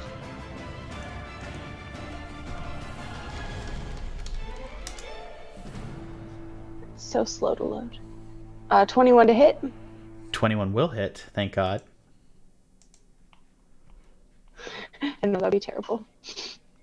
I wouldn't do that to you. Come on. Maybe I would. Actually, I totally would. Who am I talking to? Anyways, yeah. Gotcha. 21 to hit for 9 psychic damage. He is surrounded, so it technically does also add sneak attack for 23 damage to him. All right. And then I'm going to, as my bonus action, offhand psychic blade. Same thing. See if it hits. It's loading. I do not think that'll hit. Nope. A 7 to hit. 7 will not hit. I know that doesn't hit. But I'm gonna use the rest of my movement to move out of his sight so he can forget that I'm there. Maybe. We'll see. All right. On the end of that, he's going to take another legendary action to use his final 2 legendary actions to trigger a bite attack on Alpha. Oop, sorry. 23 to hit. Okay. Hits, and it'll do 15, 16, 17, 18 points of damage as he drains the life from you, and he will suck up 13 health, regaining it. Oh no. Alpha, it is now your turn as he disengages from your neck, and you see that blood is just pouring out of your wound in your neck, and you are just like right there in front of him. What do you want to do? I am going to. I'm gonna try and use Decanter of Endless Water. He is a vampire, and this is probably rushing water. No, it's not. Oh, rushing water? No. Okay. I don't know. All right. Why not? Come on. Mother? Okay. Well, if it's not, I'd rather do something else. No, if you want to do it, you do it. It's cool. I will tell you after if it works or not. Well, no, you just said that it's not. You don't know. You don't know. You don't know. Maybe I changed my mind now. I don't think so. I will, for my free interaction, take a swig of my plum wine to trigger my Amulet of the Drunkard. And that is going to be 17. I'm going to be honest, now that you've rolled this, I think on your next turn, if you want to, Ah, man, there's a lot of... No, it's not a river. It specifies a river. Ugh, that's... If anything, I'm gonna be honest with you. This is like D&D as a system is breaking down by these descriptions. I'm not gonna weigh in on this now. Yeah, 17 will hit him. His AC is 16. Oh, no. Wait, no, I'm healing myself. Oh, for 17 points of health. Okay, cool. Yeah, that's fine. Well, I didn't need to tell you the AC then. Please continue. Okay. So you drank from the amulet. It's your action? Well, technically an item interaction. I mean, it doesn't say. It just says you can drink. Sure it okay, says. and then I'm going to transform using a key. And then I'm going to hit him with bites. I also can bite people, Ezra. Okay, hold on.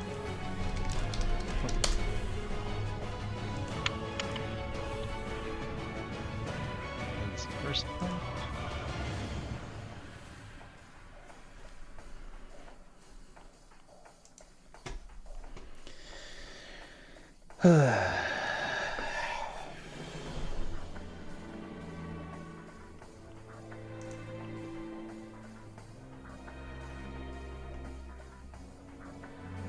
I don't see the amulet of the drunkard in your thing.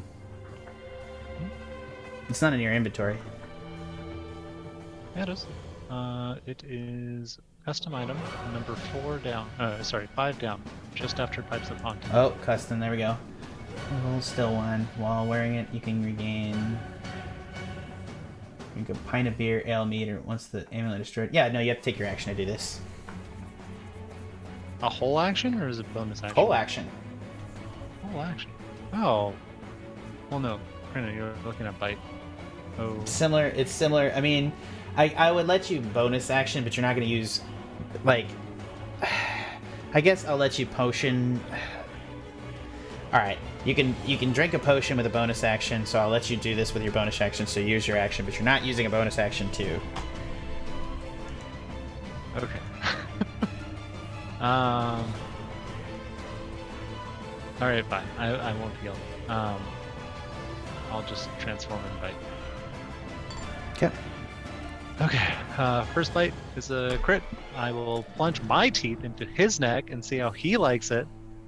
He does not like it. He does not like it at all. I'll do a little bit of a thrash too, just to assert dominance. Okay. Yeah. It's. What is the damage? Does he need to make a con save? He does need to make a con save. Okay. He'll kill it on the con save. Okay. So 13 points of damage. Alright, secondary bite. Is that not doubled because of the... It is doubled. It was doubled. Yeah, it just a really rolled it's bad a 7. there. Yeah. Plus 5 if you hover over it, though. Yeah. Plus 5. That's your modifiers plus 5, right? So just that's only. Yeah, my modifier is plus 5. So that's just 1. Yeah, it's 13. So 7 plus 5 is 12. So it's less damage. Oh, is it D8? No, for the crit, because you double it. The right? crit was 1. Oh, the. So yeah, so it's 1 on the die, oh, and you just re-roll the die, so it's still 13. Yeah, it's still that. Yeah. Okay, rough. Second hit. Terrible. This is with advantage because Sniff is right there. No, you don't have it. No, you don't take advantage. He's flanking. Oh, flanking. Yeah, Yep, you're good. Yeah. Go ahead. You get on the first one too, technically. So, 21 to hit will hit. Okay. All right. Another con save for 11 points of damage. Yeah, that was a weak crit. He will fail. Are you grappling him? No. Okay. For? What's the con save for? Biting people? Oh, well, if he passes, he takes no damage on the first one. No, the bite is he's a werewolf. Werewolf. Oh, Is it for werewolfism? Let's go. Werewolf? Oh my god, werewolf fight vampirism? Is he just normal human now? The worst of both. I feel like just should create tear a him hybrid? apart. Yeah. I will make this a worse Oh my challenge gosh. I will make this a worse challenge for you guys if he contracts vampirism. 100%. He failed. He contracts vampirism or werewolf on He top already of has stuff. them. Yeah. Yeah, he does. He's got both of them now. It's all in there. He's gonna get worse. Okay. That means sniff your silver bullets. Yeah. Son of a Oh, we're stacking the. Yes. My Oh my God. gosh! Oh my God. Toss the Wolfsbane at him. He's already. Yes, he has the weaknesses. Oh my, Oh my God. gosh. Please stop. Please stop. He's got the Please stop weaknesses. with this Jack's like, silliness. no. Let's- That's not how any of this I works. am done. I love you. I'm not gonna make this more complicated than it already is. Okay, yeah, but you do damage, which you do. I believe you do 11 points of piercing damage, Yeah. and that's not the bite is not magical, right? Isn't it? Aren't all of my attacks magical with the tattoo? Yeah, I suppose, Just and you're a fall. werewolf, so it's fine. Yeah, and also you're a werewolf, so I'm cool with it. Okay. Yeah. Silver, you're up. Go ahead and start your turn by making me the same save, so you can make the save at the start of each of your turns. So I just sent you a message. Oh boy. And I didn't want to be, cause like I didn't want to interrupt anyone's turn. But because it's now my turn, I thought I would bring it up.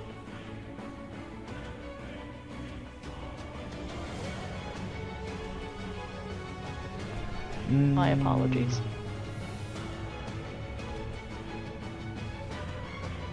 That is a standard vampire. I do apologize. I'm using a It is modified... the vampire spellcaster. The vampire spellcaster? Mm-hmm. I'm using a modified version of Strahd, to be honest with you. Just to be very upfront.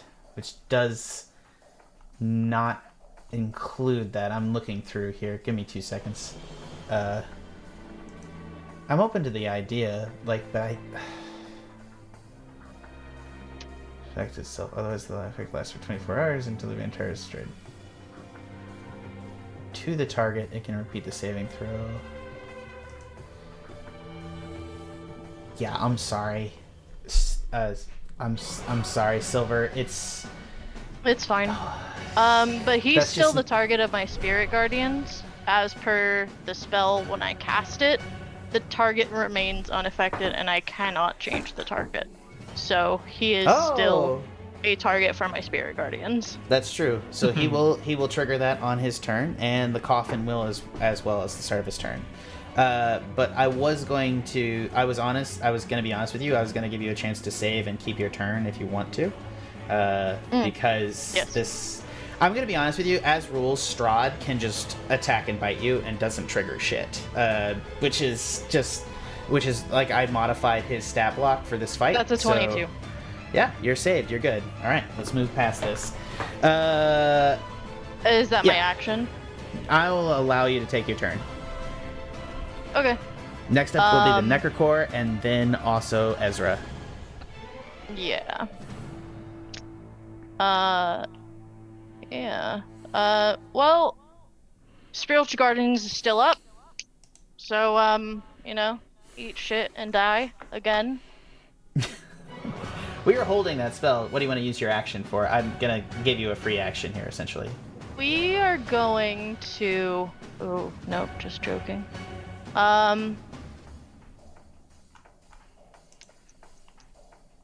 much damage did he do to me last round? I didn't take it off my temp HP because I was like seeing red for a hot sec and brain died. You're good. You're good. I know he took 15 off of my total HP, but did he do that as damage? Yes, he did. He took 15 off plus his actual damage. Hold on, let me just find it real quick.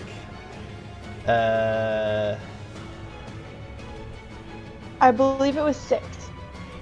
6 on top of the 15.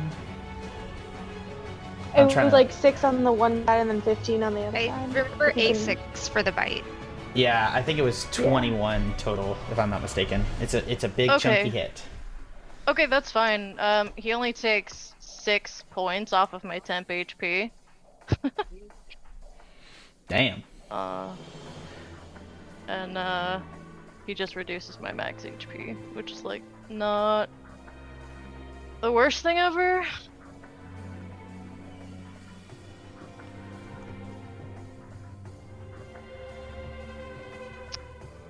So we will,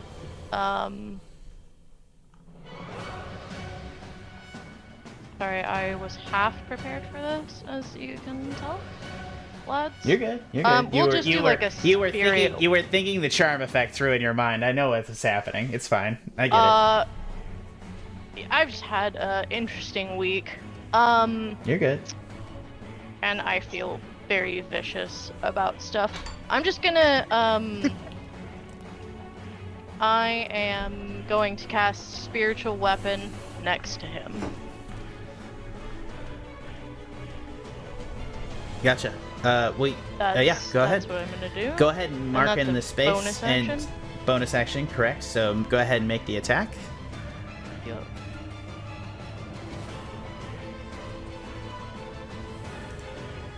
Yep. 19 for 7. And then as my action, we will Sacred Flame him. Nice, throw it. And he will need to make a DC 15 deck save. DC 15 deck save. Here we go. He has a +9.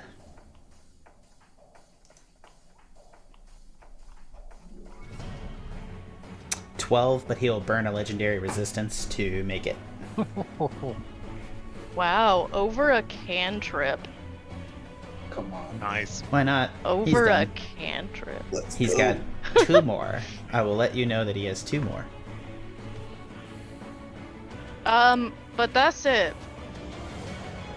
And he's in Spirit Guardian's range, so I don't... He's gonna take that damage at the start of his turn. Alrighty, so Spirit Guardians, do they need to make a save?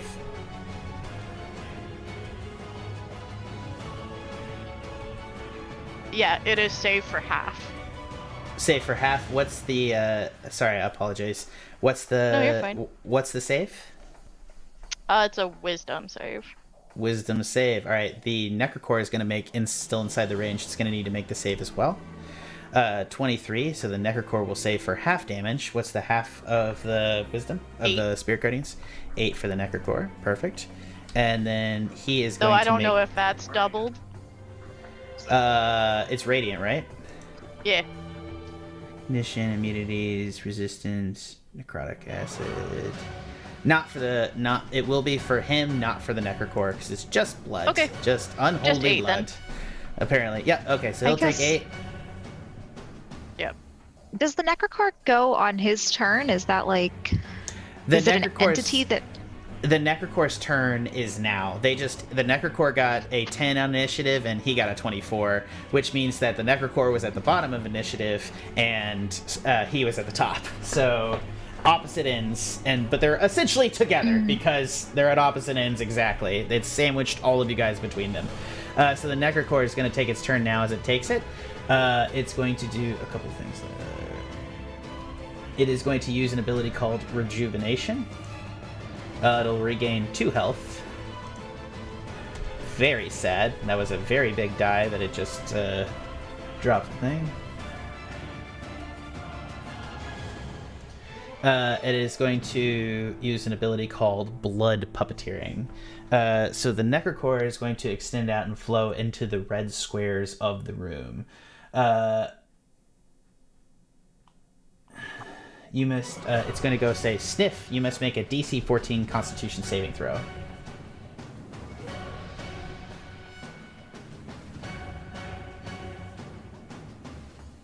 (16), you pass.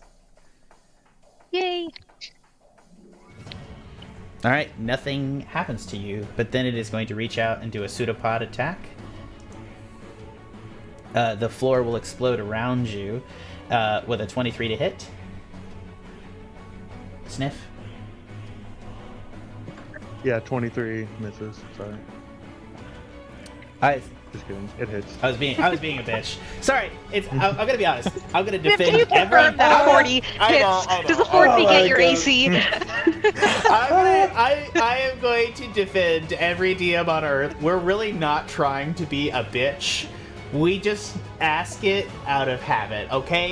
You're trying to create a world here. You're saying to yourself, I want to make these room happen for people, And then you end up asking, and you're like, after you think about it, you're like, that was a real bitch-ass move. Okay, I'm sorry, Sniff. My bad. The blood reaches up out of the floor into it actually takes the form of a spirit of a bunch of spears that explode out of the floor and shoot up at you, and you dodge out of the way as these dance around you.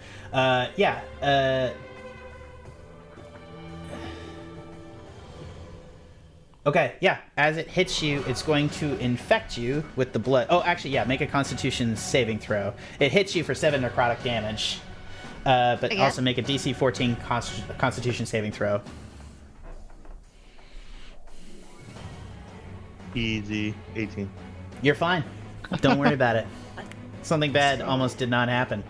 It's going to be the start of his turn. He's going to make a DC 14 saving throw, a Wisdom saving 14 saving throw, which he'll fail, and he'll burn a second legendary resistance to succeed on, because that He'll still take 16 damage. He will, but it was going to be way worse otherwise. He is going to, at the start of each of his Coffin's gotta turn, take some damage. he's going to take 20, he's going to regain 20 hit points, though, at the start of his turn with regeneration. So he'll only take essentially 4 damage. And then...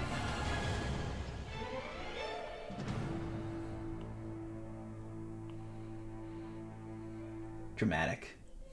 I guess even though we're doing radiant damage, that still doesn't affect his regeneration. Again. I'm just asking. No, you're right. He can't do it. You're right. Well done. That's true. It says it. It I'm just specifies asking. running. I haven't given you shit for asking. Come on. Give you shit for specifying what the save was. But yeah, so okay, yeah, we're good. That's a shitload of damage. Wow, okay. Yeah, so on your turn, he's going to so as of now he's Coffin damage. Coffin damage? Coffin damage. Yeah, my guardian who's guarding the coffin does 20 radiant damage to the coffin. Oh, to the oh, sorry, I apologize. Yeah, that was on the coffin's turn. I'm assuming that's his turn. Him and they're the same. They're on this. Yeah, sorry, apologies. Yeah, it'll do damage to the coffin. What is the save does it need to make? I believe it's 14. Wisdom? Oh, half second here. Dex save. Damn, that is way worse for the coffin, which fails and will take full damage. Great. What's the type? 20 radiant. Damn. Jesus Christ. Double clerics is rough. Anyways, yeah. All right.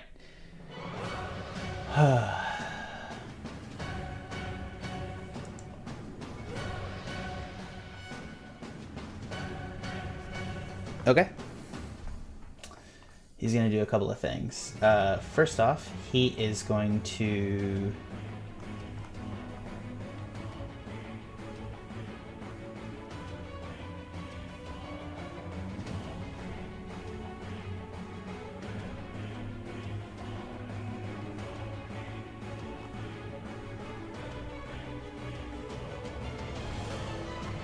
Alright, fuck this. Yeah, okay. He's gonna bonus action, Misty Step out of this area. 5, 10, 15 out of the area of Spirit Guardians over to here on the far side. He is going to cast... Is that a off Hey, attack? wait, hold on. He cast Misty Step. Yeah, he did. I want to counterspell that. Counterspell it. Do it. It doesn't get an Yeah, op with kinda Misty cool. Step. Oh my God. All right. It's at level 5. Oh shit! Yeah, it just works. Nice. Outta Yeah. here. You keep him there. Beautiful. Nice. Love that. Well done. Get back, Yeah. get back in the Guardians. Oh, I did not say you can leave. He is pissed. That was not to plan. He is Stay, going boy. to. He's going to trigger a shitload of op attacks here.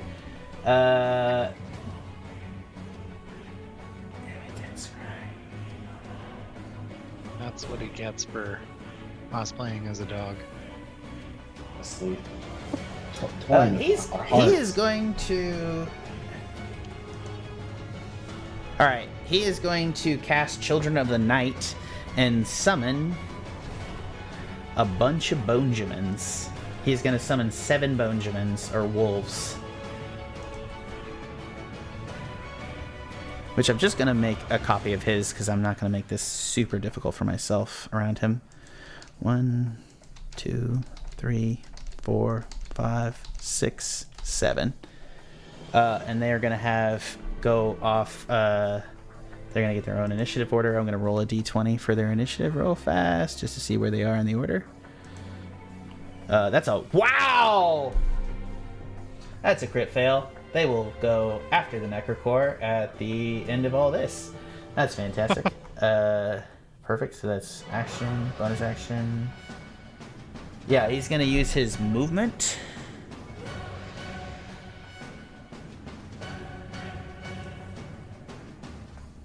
Yeah, he's gonna attempt to move 5. He's gonna take an op from Silver and Alpha and Justin. 5, 10, 15, 20, 25, 30. Okay. Yeah. He'll take an op from all 3 of you. Go ahead, give it to me. Start with Alpha.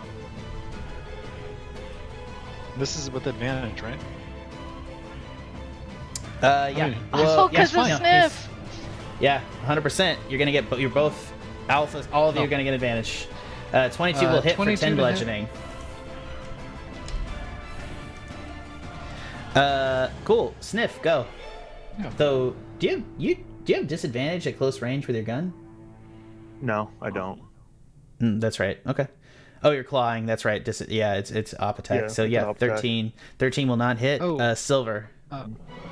Question. Yeah. Can I use Stunning Strike on an op attack? Yeah, you can. You Yeah. can? Okay. Is that Fairly illegal? sure. Yeah, 100%. Oh, yeah. Okay. I'm gonna try it. Well, yeah, I'll do that. It's not gonna change things because if he fails, he'll use a legend to get out of this situation. I mean, Well, that's that's his still last one one. changes. legendary It's his resistance last down. legend. That's So Burn it's through done. those. 100%. Yeah. What is the save? Got more key 14. points, homie. Con. What is it? Con 14. Con 14. Okay, here we go. It's only a +4. Saves exactly. Oh. Oh, boo. Yep, he's out. But you said that I would get advantage on my attack? You do, yes. Okay, so if I hit him, he'll take 2d8 radiant damage, because my sensor does a d8 Right. of radiant. Yeah, 100%. He is hurt too. Yeah, so he takes 8 radiant damage, so that's 13 damage total. 13 damage. You guys have taken. He was playing around before, but he is scared shitless now because y'all have just fucking fucked him up. Sniff, it is now your turn. At the start of your turn, make a dexterity saving throw.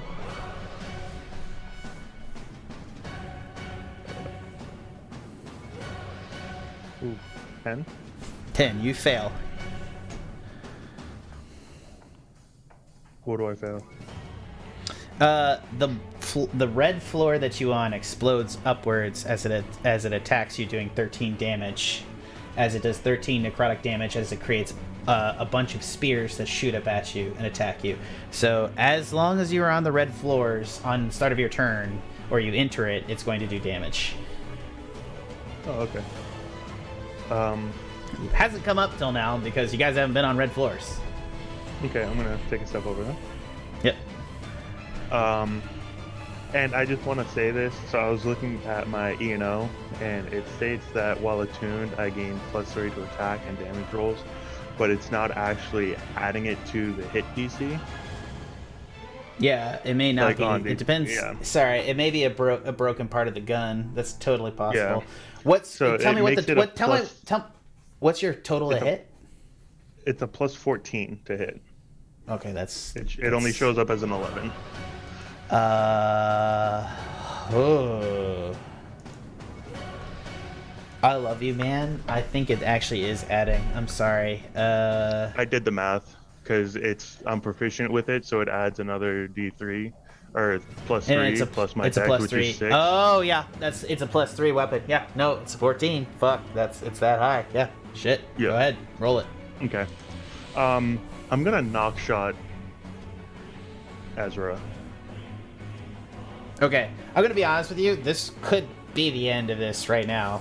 So yeah. Okay, I'm going with everything of both guns. Both? You're just using the one first, right? It's E and O. Hold on. Let's see. Nope, shit. I didn't mean to do that. Ignore that.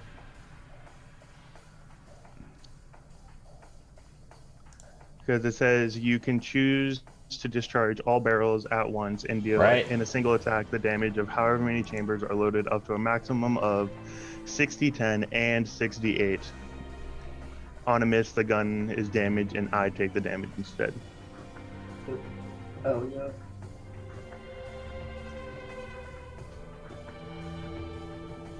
Yeah, I mean it's 22. Yeah, plus 14. It should Hold just be on, the it's a first plus. Okay, so let's just do this real quick. So one. So it's a plus. So you're an to hit. 11 plus 14. Hold on. Okay, your dex. So your regular to hit is with a pistol is +8, correct? Yes. And then with a +3, it's 9, 10, 11. Where's this 14? Where's the other +3 coming from? The attunement. Attunement only give. Sorry, I'm confused because like with a pistol of Exandria, you have a +8 when you are set to it. Attunement doesn't add another. Yep. Well, it says while attuned to EO, you gain a +3 to attack and damage rolls. I apologize if that's redundant. It should be like +11. +14 is like ridiculous. Okay. You have proficiency so I mean, +11 and still hit. Even with the still +11. hits. It doesn't matter. It literally does not matter, but you do not have a +14. Sorry. Like, Okay. I'm gonna get shit from DMs if I give you a +14. Please God, don't do this to me. Like, I love you Okay. very much. +11 and then also roll on the die is powerful enough. Please God. You're about to wreck a bro, so like let's do it. Alright, yeah. That's 20, and so go ahead and roll the damage. So you're doing 68, correct? So it's 68 and 60-10. That's correct. Go ahead and roll them both. Holy fuck. So there's that. Plus Damn. this. And then I'm going to assume the knock shot doesn't account for the 1d6 psychic damage. No, it doesn't. Thank you for adding that on. Okay. I'm just, yeah.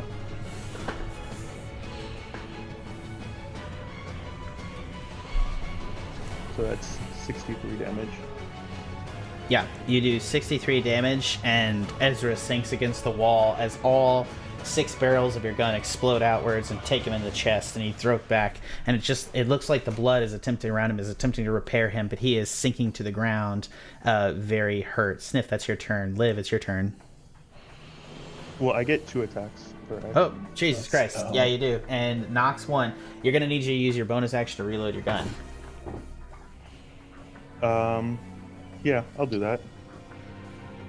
I'll reload with my bonus action, and then can I knock again? Yes. I see no reason why you can't. I swear to God, if you keep doing this, though, I am going to blow up your hand if you miss. Oh, don't worry. I've missed before and I've died. This is correct. I mean, it's really I got really a good. 26 to hit. Okay, roll it. 39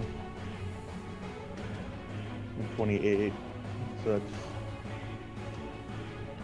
that's 57. 60 something? 60. Hold on. Or maybe cheers a little bit. Do a max.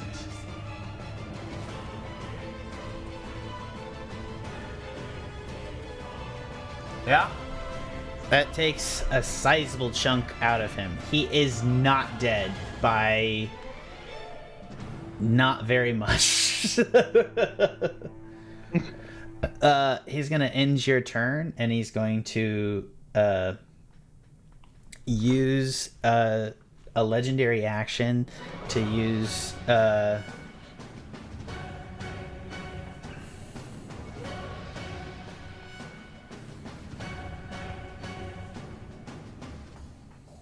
he's going to use a legendary action to use drink, which he's going to lean down into the pool of red blood, and he is going to attempt to rejuvenate himself, which it will bypass the radiant damage. This is different than rejuvenation. He will regain 20 health. He is still extremely hurt. But that's a legendary action at the end of turn. He can't use more. Liv, it's your turn. You should lock your doors. Required my blood to enter, and I was only in here. There was no way you were supposed to get in here.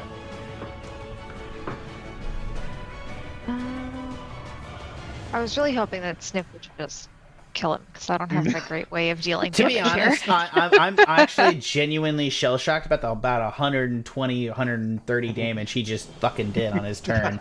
He is batting 1,000, and honestly, I expected him to lose a hand. That's pretty rough. His, yeah.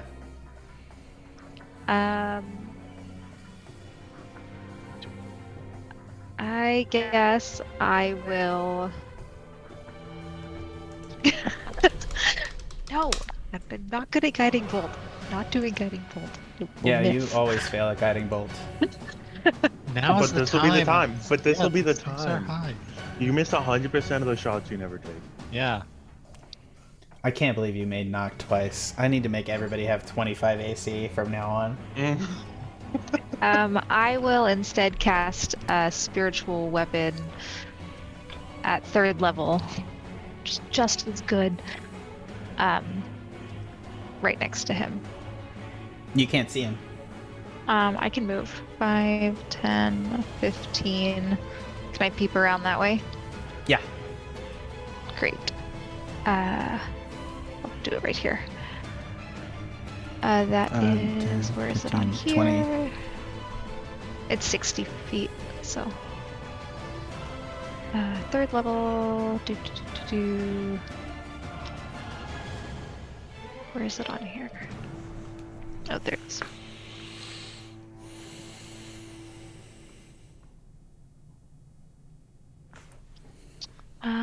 Make a spell attack. Spell attack is only 13. But it is there. Okay. So 13 will not hit him. Anything else on your turn, Liv? Yeah, technically that's a bonus action, so I will Sacred Flame him. Okay, Sacred Flame. That's a He needs a dexterity DC 14 save. dex save. Yeah, 14. +9 to dexterity save. 23, he will pass. He'd take no damage. And then I'm going to move back to my point of reference here. Alright, cool. He's going to take a legendary action on his turn to cast Greater Invisibility. Does anyone want to try to counterspell him? Out of curiosity? And I use my reaction. Cool. Reaction. Wait, yeah, use your reaction to cast counterspell. Well, Do you technically use your no, it's been his turn. You spend your turn. You're good. Yeah, counterspell the greater. Do this. I can't see him, and I can't move. It's not my turn. Oh shit! Yeah, you're right. You can't see him. So yeah, no, he just casts greater invisibility, so he becomes invisible.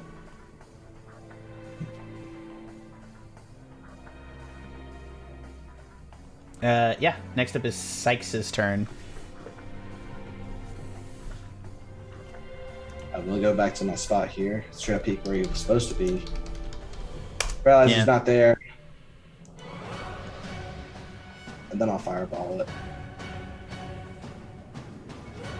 Oh shit. Oh, I can't see you. Here's a fucking AoE. Yeah, I don't need a hit. God. It's only 14.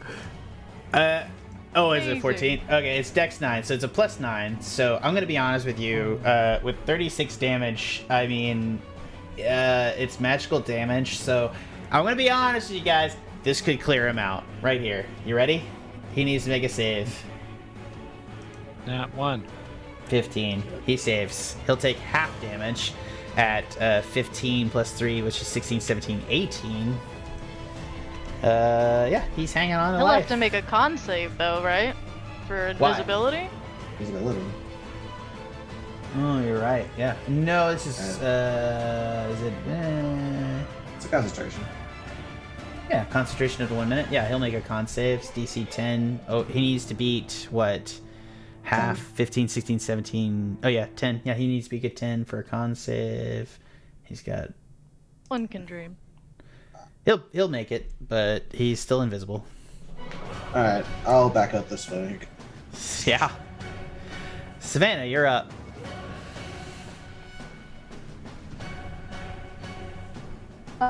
Seeing that Sikes just threw his stuff there, if I actually have a hit, I'm at disadvantage to hit something I can't see, or can I aim for the same square that It's Sikes greater. aimed for? It's greater invisibility. You cannot see him. You cannot hit him. Okay. This, if it's a direct attack and he's got greater invisibility, you don't see him.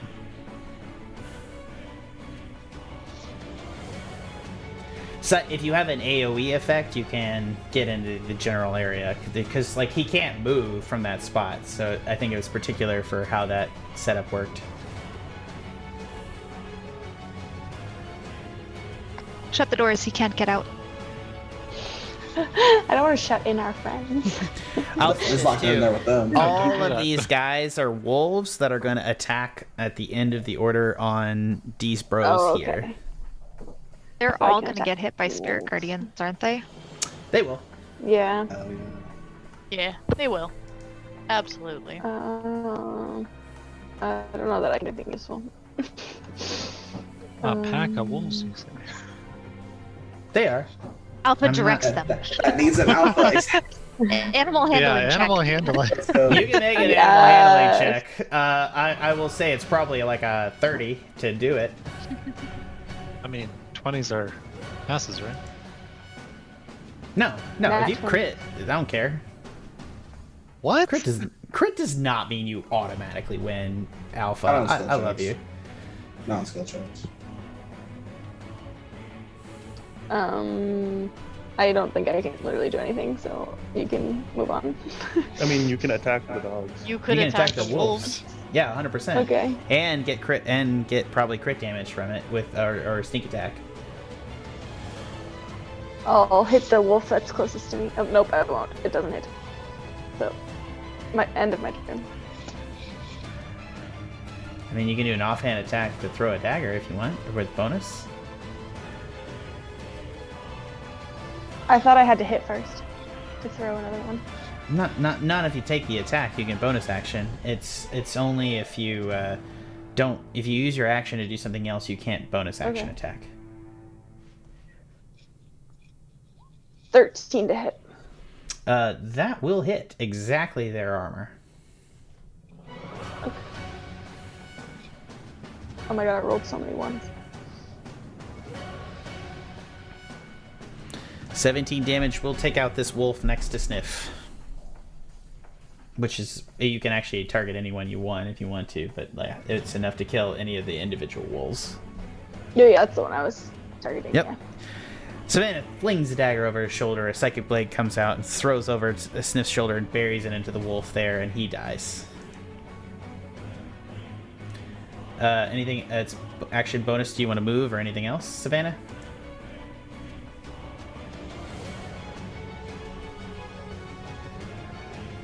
No. Okay. All set. Alpha, you're up next. What do you want to do? Alright, so I cannot see him. Which is a problem. I guess I'll attack some wolves.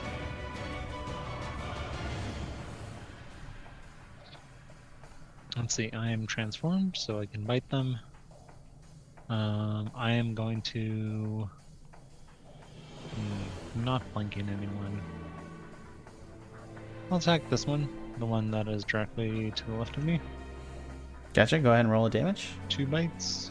Oop. First bite, second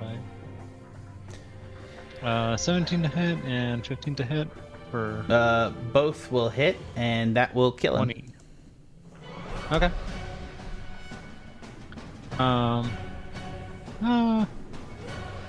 Bonus action, I will use Flurry of Blows to hit the one next to Silver. Perfect. Go ahead and hit. 25 will hit. Is that 2 attacks? Yeah. That will also deal out this wolf as well. As you start murdering wolves. Feels personal. You know that you were as weak as these wolves before your change. It's kind of weird for you to just punch them in the face. Well, they're not my pack. They don't recognize my authority. Silver, it's your turn.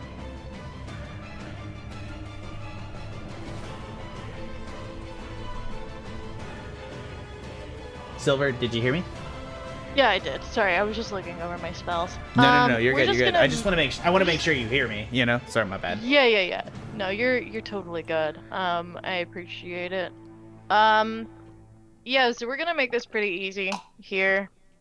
We're going to attack this wolf here with my spiritual weapon.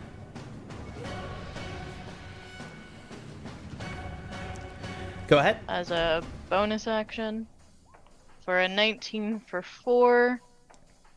And then we will try to finish off the wolf with a Toll the Dead. Go ahead. Oh, that's smart. The wolf is dead. I assumed it was that particular wolf. No, it was the one like right above my spiritual weapon. Gotcha. Yeah, There we go. yeah, that's fine. Easy money. Yeah, that's it. Yeah, okay. It is now the Necrocore's turn, which needs to make a save. To, what is it? It's wisdom. Sorry, what was this? It's save for spiritual guardians. Wisdom 14? Wisdom 15, wow. 22, it'll pass. I have an amulet of the devout, so. Yeah, so save for half. Okay. So I guess like 8? No, it would still be 9. It'd still be 9. JK, it's 9. You're good. I can do math. The Necrocore is going to take a couple of actions. It's going to rejuvenate for 8 health, which is not nearly enough for it. And then it is going to attempt... Nope, no one's on the red floor. It is going to use a bonus action to switch its floor. As it does so, the blood in the room is going to flow from one position to the other. So the blue floors are now red and the red floors are now blue.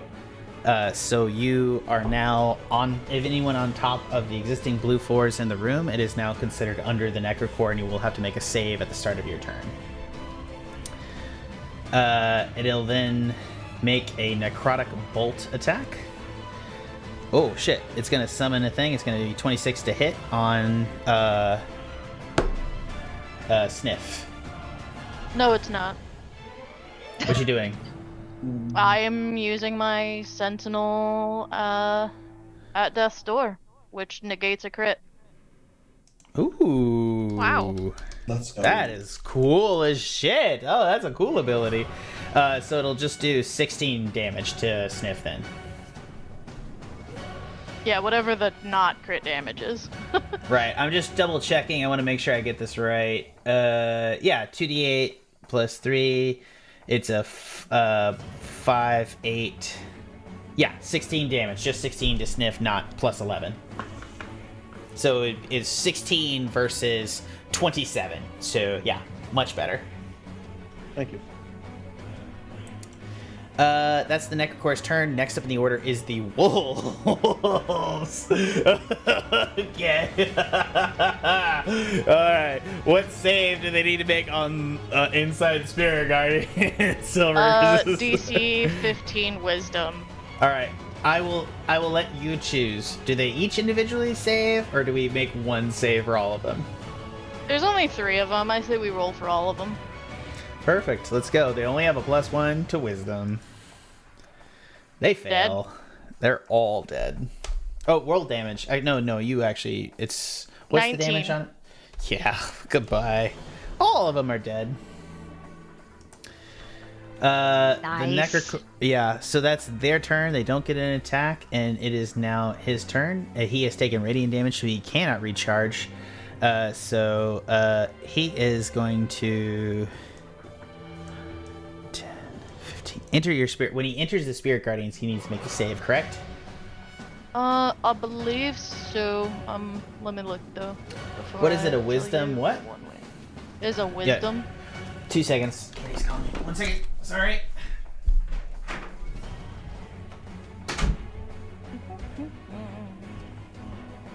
I think he's about to get fucked, my dudes. This guy got whacked. Yeah. He's not gonna survive another Sniff turn. Right, he, fucking bazooka over there. he talked all this big shit. Oh, I could kill you guys easily. Like, if I wanted to, you guys would be dead. Yeah. Dude. Says the idiot who took like 28 like radiant damage pretty consistently, and then like what damage did you like end up doing mathematically? I think it was like 12 or 120 something. Oh my goodness. That has got to be a Whatever. record. And you didn't even action surge. So 63, I didn't. I could have. All right. I should You have. could've. You Oh my could've. goodness. You should have action, sir. And All I right, just what's used my up? other pistol. Oh shit. Reminiscing. Yeah. Yeah. What does he need to When the make save creature- wise? DC 15 Wisdom save. Alright. He has a +7 to wisdom. He'll Sure. save at a 20. How much radiant damage is he taking? Because it'll still be probably In total, it'll be 18. beautiful. He's still alive, and he is moving with greater invisibility through the squares. But I believe he needs to he make a took con damage. save. He did, yeah, I know. Yes, you do. I'm sorry. Con save 20. He will still keep greater invisibility up as he proceeds out of the chamber. Sniff, you feel him rush by you as he runs out of the chamber. He is invisible, so you can't shoot him, but he is going to... Actually, let's do this. 5, 10, 15, 20, 25, 30, 35... No, 30. He runs into the middle of the room. He is still invisible. Yeah. He's running. Question. Yeah. At half speed, right? Because that's what Spirit Guardians does. Oh, Yeah. shit. That's right. Half speed, So- my guy. 5... No. Let's do this. 5, 10, 15, 25, 30. Yeah, he's there. He's still in his AoE. Yeah, that's his turn as he comes in. Yeah. Do Spirit Guardians know of creatures around them? Do they have No, like no, true they sight, like or- that. No. Don't add to the spell, man. Read the spell. Well, hold on. Like, I think he's still able to attack him still. I thought he is. But anyway, sorry, that's something about the Sniff. No. What do you mean? Beside. Even if he's invisible, I mean, like, you can hear Yeah, him. of course. Yeah, it'd be a disadvantage. Oh, okay, yeah, but you were saying, like, you could attack him. Oh, no, sorry. To be honest, I thought he was using his movement with greater invisibility to move by him, but, like, no, I agree with you. I'm sorry. He's now next to Sniff. Like, it's all good. Okay, It so is I now can't Sniff's attack him turn. with disadvantage? Yes. Okay. So, Sniff is going to kind of... Can you hear me? Hello? Sorry, yeah, I Okay. can hear you. Yeah. Sniff is going to... He's going to, like, drop his E&O and he's going to pull out his other pistols. And he's going to close his eyes and kind of listen for the breath. And I'm going to use a grit point to use Deadeye Shot, which you make a firearm attack against a creature. You expend 1 grit point to gain advantage on the attack roll, which would just make it a flat roll. Right. So let's see. Oof. Does a 13 hit? 13 does not hit. Okay. I'm gonna use my second attack and use my second grip point to do the same thing with my other pistol. 25 to hit. Fuck, that is. Roll damage. Oof. That's only 4 damage. Oh.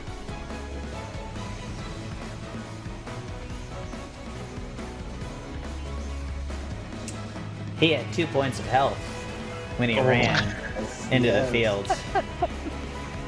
He uses Misty Escape. And as he does it, he disappears and reappears inside his coffin. Unconscious. Liv, you're up. The Necrocore is still active. The coffin needs to have damage done to it, I think, before this point too. But The coffin is very hurt too. I want to make that very clear. Yeah, because Yeah. of the bird thingy. yeah, because it has the other. Correct. Okie dokie. So I have no idea where he is.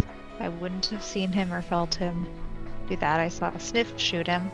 So I feel like I would just go for the coffin.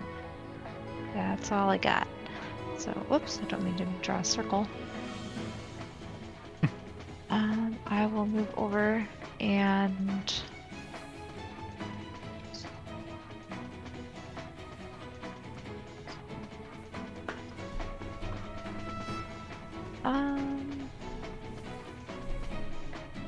I will no, I can't do that. I can reach you and you. Sorry, I keep hoping that by the time it gets back around to me, he's not here, because I don't have great damage.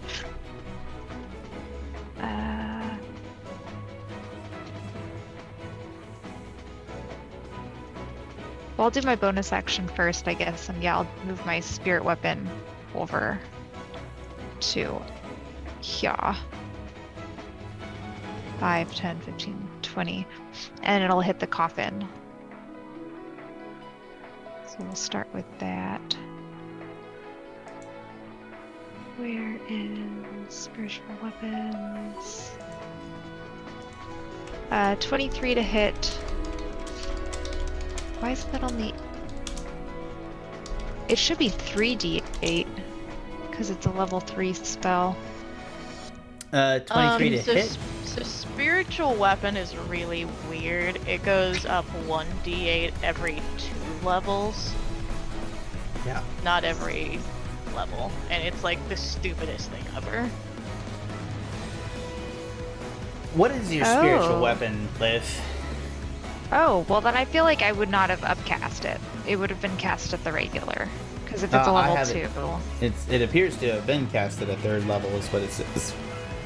Yeah, but Oh. she's saying that it jumps up every 2 levels, so casting it at a 3rd level wouldn't Is useless. do yeah. anything. Other Yeah, than so you I haven't would've used the cast. spell. What, first Yeah. level or sorry, second level? So yeah, I or would have fourth? casted it 1st level had I known that. But it's just Yeah. it's just 8. Well, it doesn't matter because the coffin had 8 health left as you smash Oh, it great. open, and the blood runs out, revealing the Good coffin-esque job. form of Ezra in the middle. Silver, you approach the coffin, and you see Ezra laying inside, and he sits there, just looking up at you.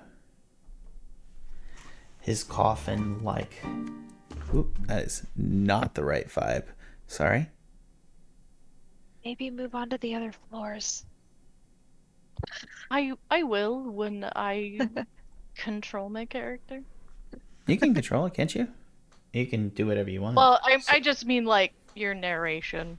Yeah. I was pushing you forward You're okay. before I was pushing you okay. forward before any of the other like vicious, hungry murderers killed and stole this moment from you. So like I assume everybody here is cool with Ezra Silver finishing him off. Does anyone want to take this away from her or him? I mean, by technicality, they can't. So That's fair. That's fair. It's literally your turn. Yeah, let's just do this. I just mean Oh, like still my turn, but that's okay. yeah, it's I still will not. Liv's turn. I will absolutely but, let Silver. But I just mean like I have the stake that can kill him, and nobody but Savannah knows that. That's correct. Is more of what I meant. So if we're still in combat, that's We're totally out of fine. combat. You Oh, okay. I think I'm gonna lean down and I'm gonna take out the stake and I'm going to lean down and I think I'll like whisper, "It's a shame that I didn't get to see your face when I took this out. But you made this personal." He's gonna stutter up at you. The blood is draining out of the coffin, so he's not regenerating properly. He sits there, he's like, "Look, the reason I came here is that with this disease, for once, I could be the good guy. If you kill me, you've killed 3 cardinal beasts, and then all this land will start to be eaten. I love how you can't even conceive of the fact that you're the bad guy. It's adorable. Pay the price. Murder me. See what I felt.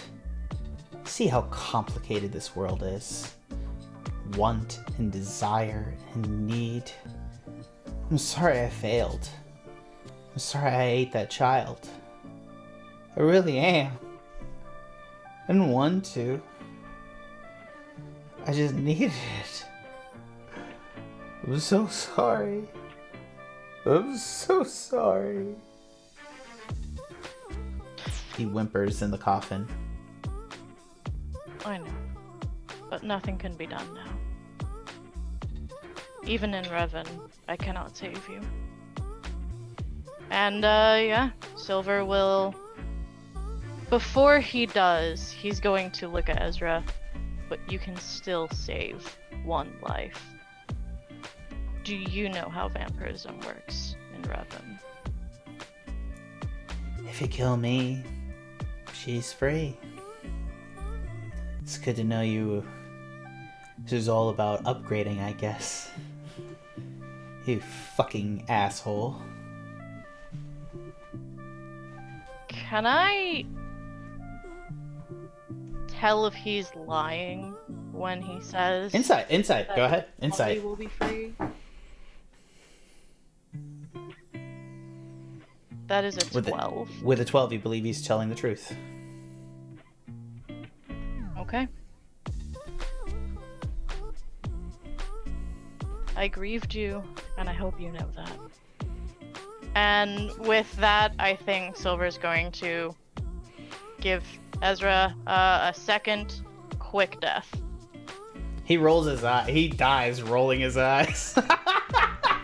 As you stab down into the chest, it cracks open. The splinter of the thing, as he does, it's like when you hit the center of something and he's like, his whole body, like all of his bones crack at once. And you see like the blood and the floor begin to suck into him, and he's almost like a black hole as the blood runs back into him and he cracks in upon himself. His bones fold up, his skin folds up. And you see his true monstrous form come free as the skin peels back from his face, and you see the horrific vampirism as it sucks down, and it's just, you see the sucking hole that was his existence, an infinite, endless void of need that was never could be filled, as the blood of the entire castle runs into this hole. And he disappears with a wisp, taking the spike with him.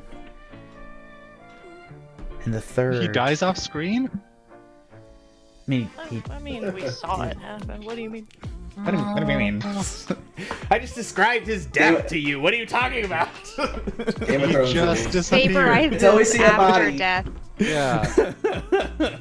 Well, he doesn't have one, as it absorbs in, taking everything with you, and you see everything fold in upon itself. And Ezra's dead. And in the distance, you hear a gong chime as 3 cardinal beasts are dead. And we'll find out next week what that means, because it's 11 o'clock. It's 11:30. Jesus Christ. Sorry, guys. But Count Ezra is dead. Remember, when here at the Pen and Paper Pod, this has been Sikes, played by Tanner. Yeah, the dude's dead. Fuck him. Silver, played by Chesh. Emotionally hurt, but also great. We're going to go upstairs and find next week if Lottie's alive. And of course, Sniff. We got to talk about Knock, but yeah, I swear to God, I'm gonna kill you with Knock. It's just you got lucky. You used it twice. I appreciate that. What did you do? Like 150 damage or something? 130. That's insane. I love have it. regrets. I have regrets, but it's cool. To be fair, Sniff knew exactly what he's doing. He died to it once. I was about to say, you have died. I mean, I'm making you make a save or die roll, essentially, because the damage is no question that would kill you in one off. So I appreciate your gall. You won out tonight. And of course, Savannah, played by Ange. Liv, played by Karina. Good night. And Alpha, played by Max. Remember, and I've been your host, Jack. Thank you so much for seeing us tonight. Remember, here at the Pen and Paper Pod, and by extension, the Tuscan Chin Media Network. Thank you for listening.